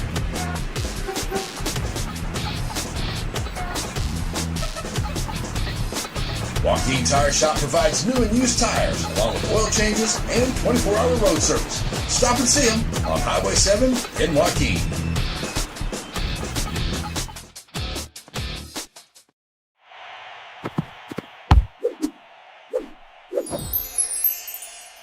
It's time for another Shelby's Savings Bank kickoff here on a NETSN into the fourth quarter with 7:50 left to go. A 55-yard touchdown strike from Gavin McDonald to Hunter Harvey. And the Dragons lead at 27-0 here, looking to go 1-0 to start the season. Vasquez ready for the kick. And it is on the way. And we caught up there on the up man. Now, sorry. The camera got away from me there as Joe's looking for him. That's Vanded, and he's finally going to be pushed out of bounds there as he got above the 15-yard line. So good job as he was down around the 1, and Vanded comes back around and is able to get some good positive yardage and get the Cardinals up to about the 15, 16-yard line. So it'll be a first down and 10 here for the Cardinals as they will start off onto their own 16-yard line. Is that what we're going to say?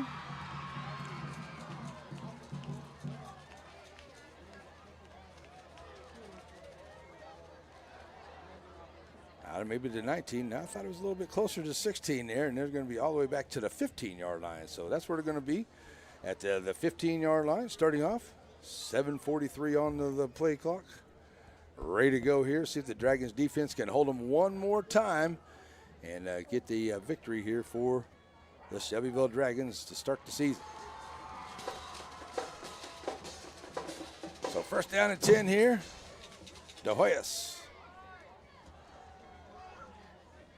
Number 4 in the backfield there, Jones to his right side. Now we're setting ready to play, get the right football in here. 7:43 left to go. First down here for the Cardinals.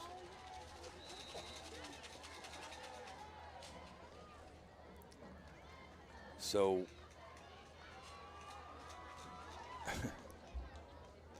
I don't know how many times I've seen these guys try to get the right ball in here, but they're doing what they got to do. But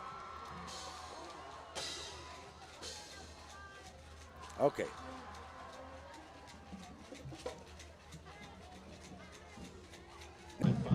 Second down and 4 now for Sabine and the Cardinals.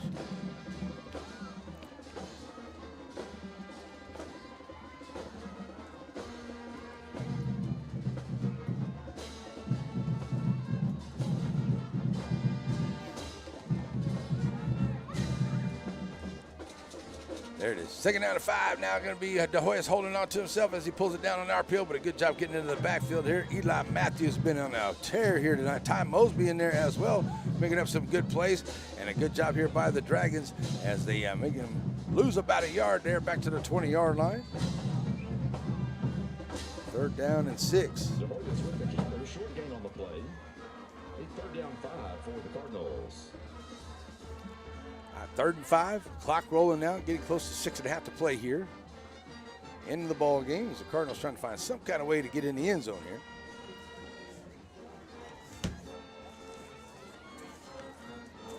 So you got to get through this. Dragon defense has just been really, really good against these Cardinals here tonight. And De Hoyos on the snap, get a good snap here. De Hoyos going to look to throw, going to launch the long one down there. Got a man down there into traffic, and it's an incomplete pass. Good coverage downfield there by Scarborough, but it's going to be an incomplete pass. That'll bring up 4th down and long now. It'll be 4th down. Stopping the clock, 6:10 to go.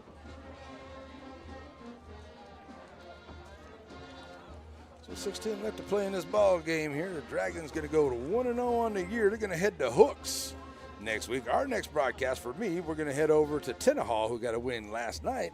And a little earlier, we saw that the Joaquin Rams were beating Beckville, but that's the last time I saw that, so we'll see. See, they did it again. I didn't even touch anything, and we're back to 4. I don't know what the deal is with this, but we'll get it fixed. All right, so a little bouncer out there, going to be Hunter Harvey out in front of him. He's going to take it at the 50-yard line. Hunter turns the corner. Now going to go out of bounds. He's going to be tackled out of bounds. He's just ridden out of bounds. So that's where it's going to be 1st down and 10 for the Dragons. 1st and 10 Dragons. And they'll have it now with 5:58 left to play here in this ball game, and the Dragons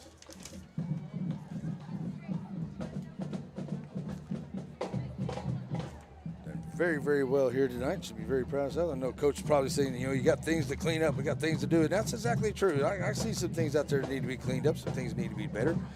But, you got to do the best you can here. You get a win tonight, and you feel good. But stay confident. There's nothing wrong being that. But don't get a big head because you got a tough team in Hooks next week on the road once again. Our next Shelbyville broadcast will be on the 11th. We'll be there for homecoming. And don't forget to see my good friend Miss Christy Horton at Cotton Action Sports. She'll be there, I believe, taking pictures. I saw some of her commercial advertisements tonight. We appreciate Cotton Action Sports. Here's a quick handoff right up the gut here for the Dragons. Williams is going to take it up the middle. And he's brought down in. Jay Barnes out there, a little extracurricular with the defensive. Come on, Jay. Just get back to the huddle, Bubba. It's all right, big man. I understand. Tackle by number 50, Daniel Fierros. Come on back to the huddle. Don't get a penalty right there. Get yourself thrown out or nothing, Jay. Good job to be tough out there, big man. That's my boy, Jay. All right, glad to see him back out there. Kind of hurt his knee a little while back, so glad to see he's back out there okay. All right, so that's going to bring up a 2nd down and about 5 now. As that clock rolling down, about 5:20 to go. The Dragons going to take all kinds of time here to get some time off the clock.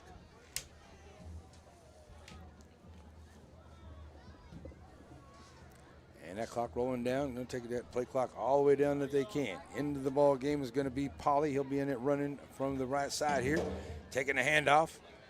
And finding some room, Polly up the middle. And Polly's still on his feet, takes it up here, and he's going to get a nice job there by Polly, taking it up to the 14-yard line. And a good run there by Polly. There is a flag on the play.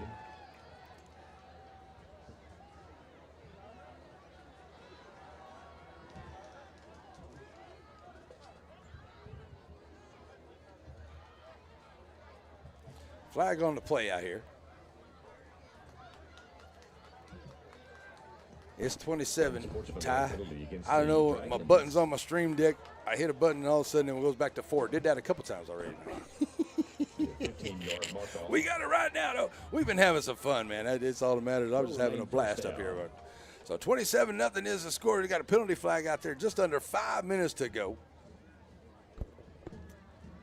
And back to the 20-yard line for the Dragons. After a big play there by Polly, going to take it back to the 30, sorry. But a good run.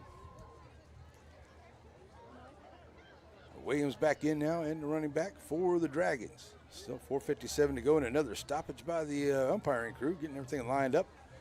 30-yard line, 1st down and 10 for the Dragons. Now, Rolling that clock, getting under 5 minutes to go here in the ball game. 27-0 is the score. Dragons going to look to play a little add-on. Williams just looking to fill some time here and fighting his way up. And he'll make his way up to about the 26-yard line. So nice little run there for RW. Near the 26-yard line, where it'll be second down and six for 6 Shelbyville. for the Dragons.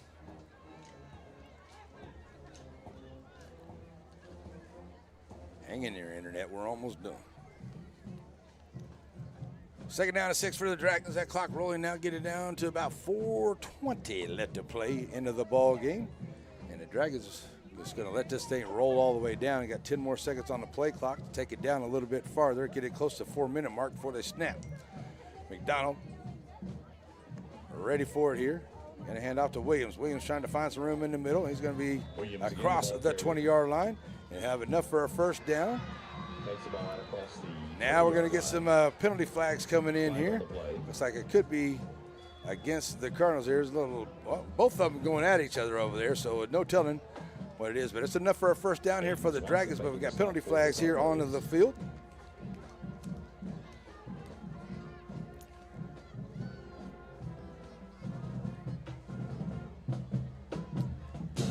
So while they discussing it, let's check out this replay.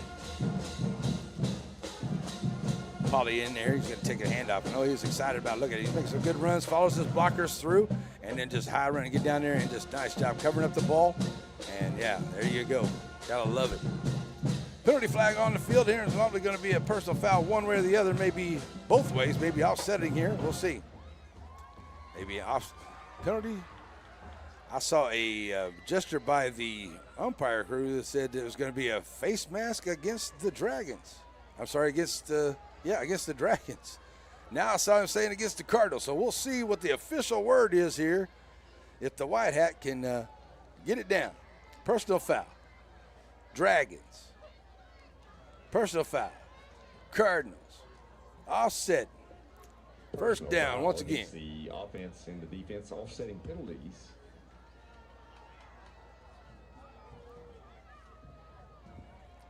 So offsetting penalties, that'll take it to a first down and 10. Right at 4 minutes to play in this ball game.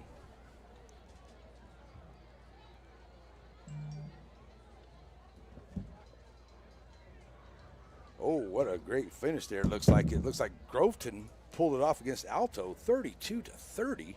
Wow. But that was a great game on NETSN. I'm going to see if I can get my scores out here and see if I can figure out what's going on with the center Rough Riders. The Rough Riders, see how they're doing over there. They're taking on the Van Vandals in my hometown center. Let's see what they got going on here. Let's get the guys and the scoreboard out. Here right now, it looks like Van is up 37-7 over the center Rough Riders at home in their opener there. The new head coach Alvarez. All right, so after it's all figured out, finally done, we got about 4 minutes to play. They'll start the clock, and the Dragons are getting back here at the 17-yard line with a first down and 10. Going to hand out to Williams once again, and he'll be wrangled up there at about the line of scrimmage for no gain onto the play. Second down and 10 now. But the clock will roll. Take it down pretty close to the 3-minute mark before Gavin has to snap the ball here if that's what he decides to do. It's a second down and right at 10, maybe 10 and a half there for the Dragons. But we'll see if he decides to just run it down and get it close to that 3-minute mark before he snaps the ball. And, yeah, I mean, if you run it down, it'll be 3:01. That way you don't get the delay of game. We're going to call the timeout. Let's see what the Dragons decide to do. Now they're going to come to the line here. The clock rolling down to 5, 4, 3, 2, and they're not going to get it off. That's a delay a game, but nobody saw it there. So they're going to hand off, running through here to the right side. That is Andy Johnson. He's going to be in there. Andy Johnson, he'll pick up a couple, but not much there. Making it a third down. 55, Dante Tolbert. So a third down and 8. Maybe we're going to call it third and 9. Third down 9 for the Dragons. And the Dragons going to let this roll down here, and it's going to have to snap it before the 2-minute warning. About 10-second difference on the clocks. Canton up 26-21 over Jacksonville. late in the third there. So Gavin bringing back to the line. Pauly to his left side on a third down and a long here for the Dragons. 3rd and 9. He's going to look to pass a wide open over into the end zone, and it's touchdown. Dragons. Somebody lost Hunter Harvey. How do you lose number 2? You can't lose number 2 because he will burn you. And he did right there. 33 to nothing now for the Dragons on the touchdown reception from Gavin to Hunter Harvey. And the Dragons now up 33-0 with the extra point on the way.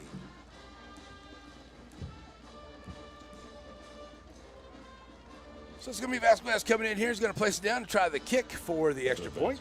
Will come in to attempt the extra point. So here's the extra point attempt on the way, and the kick is up, and it is good as he gets this one through. He missed a field goal and an extra point earlier. So going in there, running over and stepping on the kicker. Not cool, but everybody's cool. Everybody leaving the field, which is good to see. All right, so 2:07 on the clock. It's now a 34-0 ball game here. The Dragons with the lead. We'll take a quick break. We'll come right on back here, folks, here on a NETSN. At Shelby Savings Bank, we're proud to serve the communities we call home. Because to us, banking is about people. It's about knowing your name, understanding your goals, and being here when you need us most. Different communities. One team. One purpose. We're Shelby Savings Bank. We're Shelby Savings Bank. We're Shelby Savings Bank.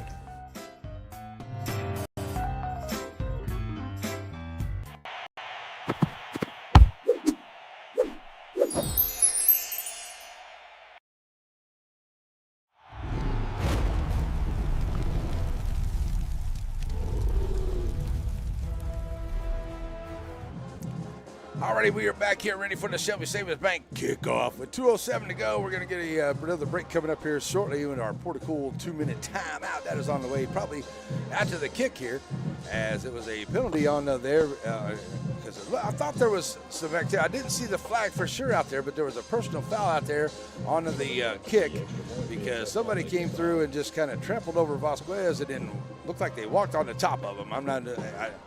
I didn't see it all, but that's kind of what I saw here from the side. But there was a penalty flag that's going to move it up to the 45-yard line for the kick here for Vasquez and the Dragons. And they'll just line it up and send it away, and it'll get into the end zone for the touchback. So no time off the clock. The Cardinals are going to get one play at least here before we get to the 2-minute warning. And they'll come out with a 1st down and 10. Will the Cardinals? The Dragons take a 34-0 lead here tonight.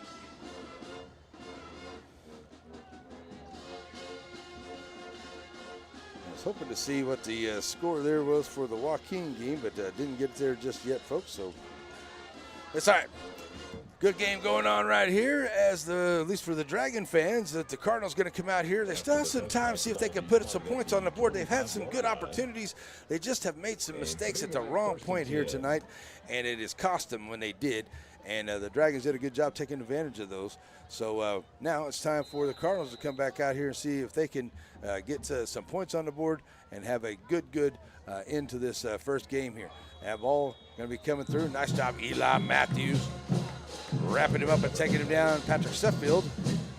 And that'll get down to the 2-minute warning, and that's where we are. All right, folks, it is time for the Porticool. It's time to cool off. It's the Porticool 2-minute warning.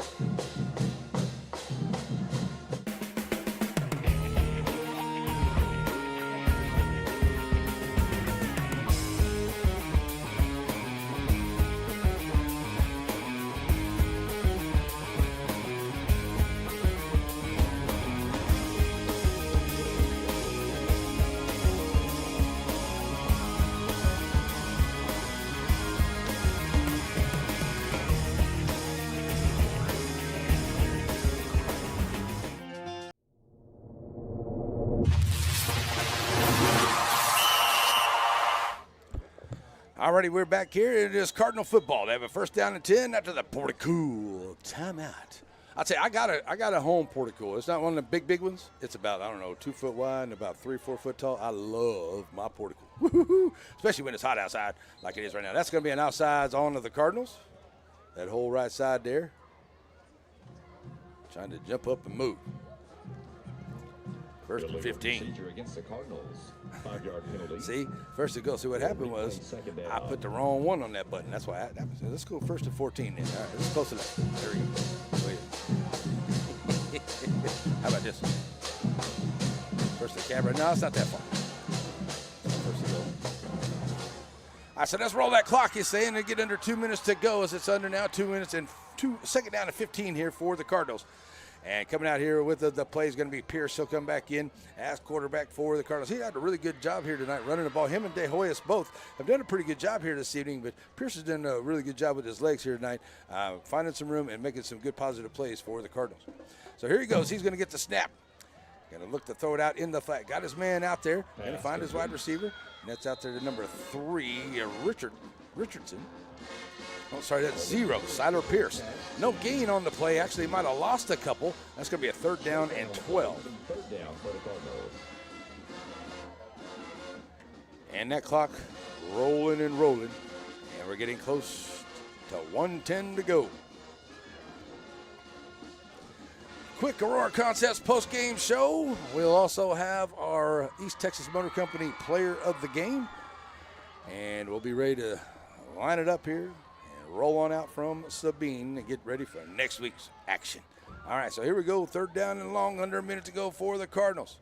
Pierce going to roll out here to his left side. Now look at the pass. He'll pull it down here. He's going to run into the Dragons secondary there. First one there is going to be number 4. That is Sergio Reyes. I saw a flag come in from way behind. Ty Mosby in there as well. I don't know, maybe we're going to say somebody might have been leading with a head or something, but it's in the holding area. They're going to call that on Dallas Murray. I'm not for sure. Penalty flag right there in the middle. And it's a stop now with 42 seconds to go. And we got a flag on the play. They're going to call a personal foul there because it came in and looked like they're saying he might have unsportsmanlike conduct. Yep, against the Dragons. You know what, folks? I'm definitely going back when I get home. Before I go to bed, I'm going to be looking at that play. I'm sorry, ref. Come on, man. Unsportsmanlike conduct against the Dragons. 15-yard penalty. Automatic first down. First down, though, for the Cardinals. I mean, no, I'm not taking anything away from the Cardinals, but I don't think that that was the right call.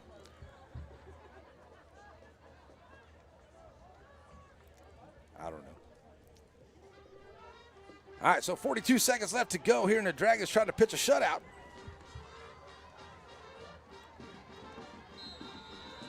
Let's see if they can keep it up here and see what's going on. This first down and 10 here after the penalty for the Cardinals. Here we go, Pierce onto the snap. Going to look to pass. Moves over to his right side. Got to put it up in the air. Got a man down there. Got a couple of them down there. He's going to overthrow his receiver. Nice try. Yeah, looking for a flag. Not going to happen. That's good defense there by Ty Mosby. As Pierce asking for a foul, but they were both right there. And I didn't see a whole lot of contact. Pierce nice try to ask for one, but not going to get a penalty flag right there. 2nd down and 10 now for the Cardinals after the incomplete pass.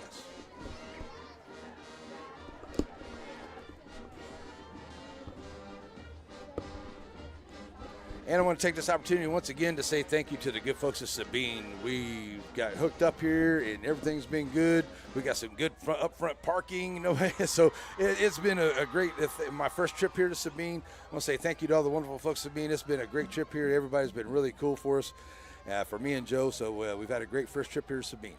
Appreciate it. All right, Pierce going to take the snap here, going to roll out here. Nice job, going to dump it off, and got his man, Hunter Harvey, going to be right there, and a good job there by Terry Vinden. Going to get that catch right there and going to go up the field a little bit. Good job getting some yak by Vinden.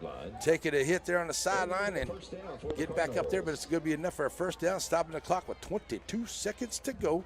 And the Cardinals still with some life and still some time here, as I believe they have all their timeouts and can still, like an old football player, I've been beat before, but if you can get that goose egg off of the scoreboard, that means a whole lot, especially to an offense.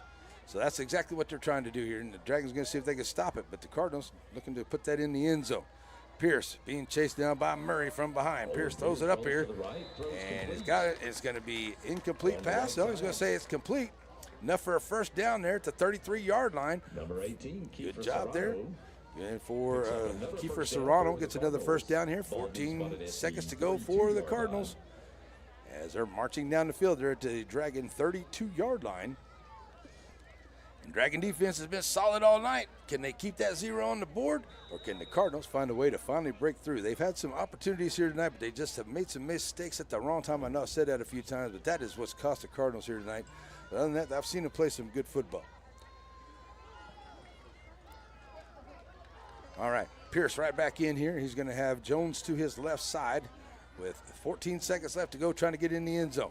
Pierce rolling out here to his left, going to put it up there. Got a man in the middle, and it's Hunter Harvey coming up with another interception here for the Dragons. And that's number 3 on the night. And I've already got a couple people saying that Hunter Harvey is the dog nominee for the night. And I think I'm going to have to agree with you. I was thinking Eli Matthews as well, but Hunter Harvey, he's the man tonight, man. Wow, Hunter Harvey taking care of business there, and it's nothing but a kneel down for the Dragons now as they're going to wrap this up here tonight. And the Dragons going to go to 1-0 after another interception here by Hunter Harvey. Let's check him out. I was sitting there waiting for it. Hunter Harvey with a great job getting the interception. Stand up there, got up in the air a little bit. Hunter Harvey was able to grab hold of it, bring it in, and now secure a 0 on the board for the Dragon defense here tonight. That's exactly what the coaches want to see. All righty, folks. Just knocking out a few residuals here, try to make my exit a little quicker as we wait for the Dragons to come on out here. We've got a Aurora Concepts post-game show. It is coming up here to wrap it up this evening. So stay with us for that as the Dragons take the kneel down, and that's going to do it. Dragons win here on a NETSN. The Dragons going to win it 34-0. All right, it's time now for our post-game show, and it's brought to us by the good folks at Aurora Concepts. We'll be right back for it here on NETSN. At Aurora Concepts, we offer full-service primary care. And we provide physicals for student athletes for every sport. Aurora Concepts, let us take care of you. When it's broken, it's got to be fixed. You've got to get from one place to the next. But wouldn't it be great if you didn't have to take out a loan to get it repaired? Don't worry, there's East Texas Auto. Here at East Texas Auto, you can be reassured that your vehicle will be well taken care of and serviced, as communication and transparency are our #1 drivers. Find them on Highway 96 North.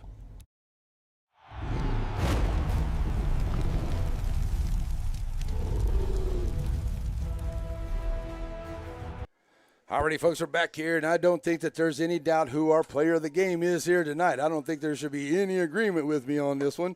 It is Hunter Harvey, number 2, Hunter Harvey, with just a great night here tonight for the Dragons. And here, let me get you my ugly mug in there because Joe's already shutting down that camera, so I'll get you over here to the camera. So good job for Hunter Harvey. He's going to be our player of the game, brought to you by East Texas Motor Company tonight. So good job here for Hunter, as he does a great job. He got a few interceptions and a couple touchdowns in there, so a great job here for the Dragons. Great team win for the Dragons, especially, after they started like that, started the way they started last year. So this year, great team win here for the Dragons as they get the first victory here. And the Sabine Cardinals, they're going to be okay. I mean, they had some mistakes here tonight that really cost them some places, but if they could get those cut down, they probably, those mistakes, the good team does, like you saw last night. You make mistakes on some things, and they're going to turn them into points. That's what the Dragons did here, just sort of like what we saw last night in the Axtell-St. Augustine game. So that's what the Cardinals got to fix up right here. You got to make sure that you get the ball to your quarterback. That cost them a couple times there, and I hate to get on the center because I was a center myself, and it's hard. But if they can work on that, get a few things lined up, the Cardinals are going to be okay. They made some good drives. They just made some mistakes at the wrong times here tonight. All right, folks, that's going to wrap it up here tonight. East Texas Motor Company, player of the game, Hunter Harvey. We'll see you on Tuesday in Shelbyville at the Dragons Lair for some volleyball action. But for me, my buddy Joe, we're out of here. We got an hour trip. Thank you so much again, once again, for the folks at Sabine. Have a blessed and wonderful night, folks. We out. Bye. Where's it at? There he is. The proceeding has been a presentation of the Pineywood Sports Network, an affiliate of NETSN. God bless America, God bless our troops, and God bless each and every one of you.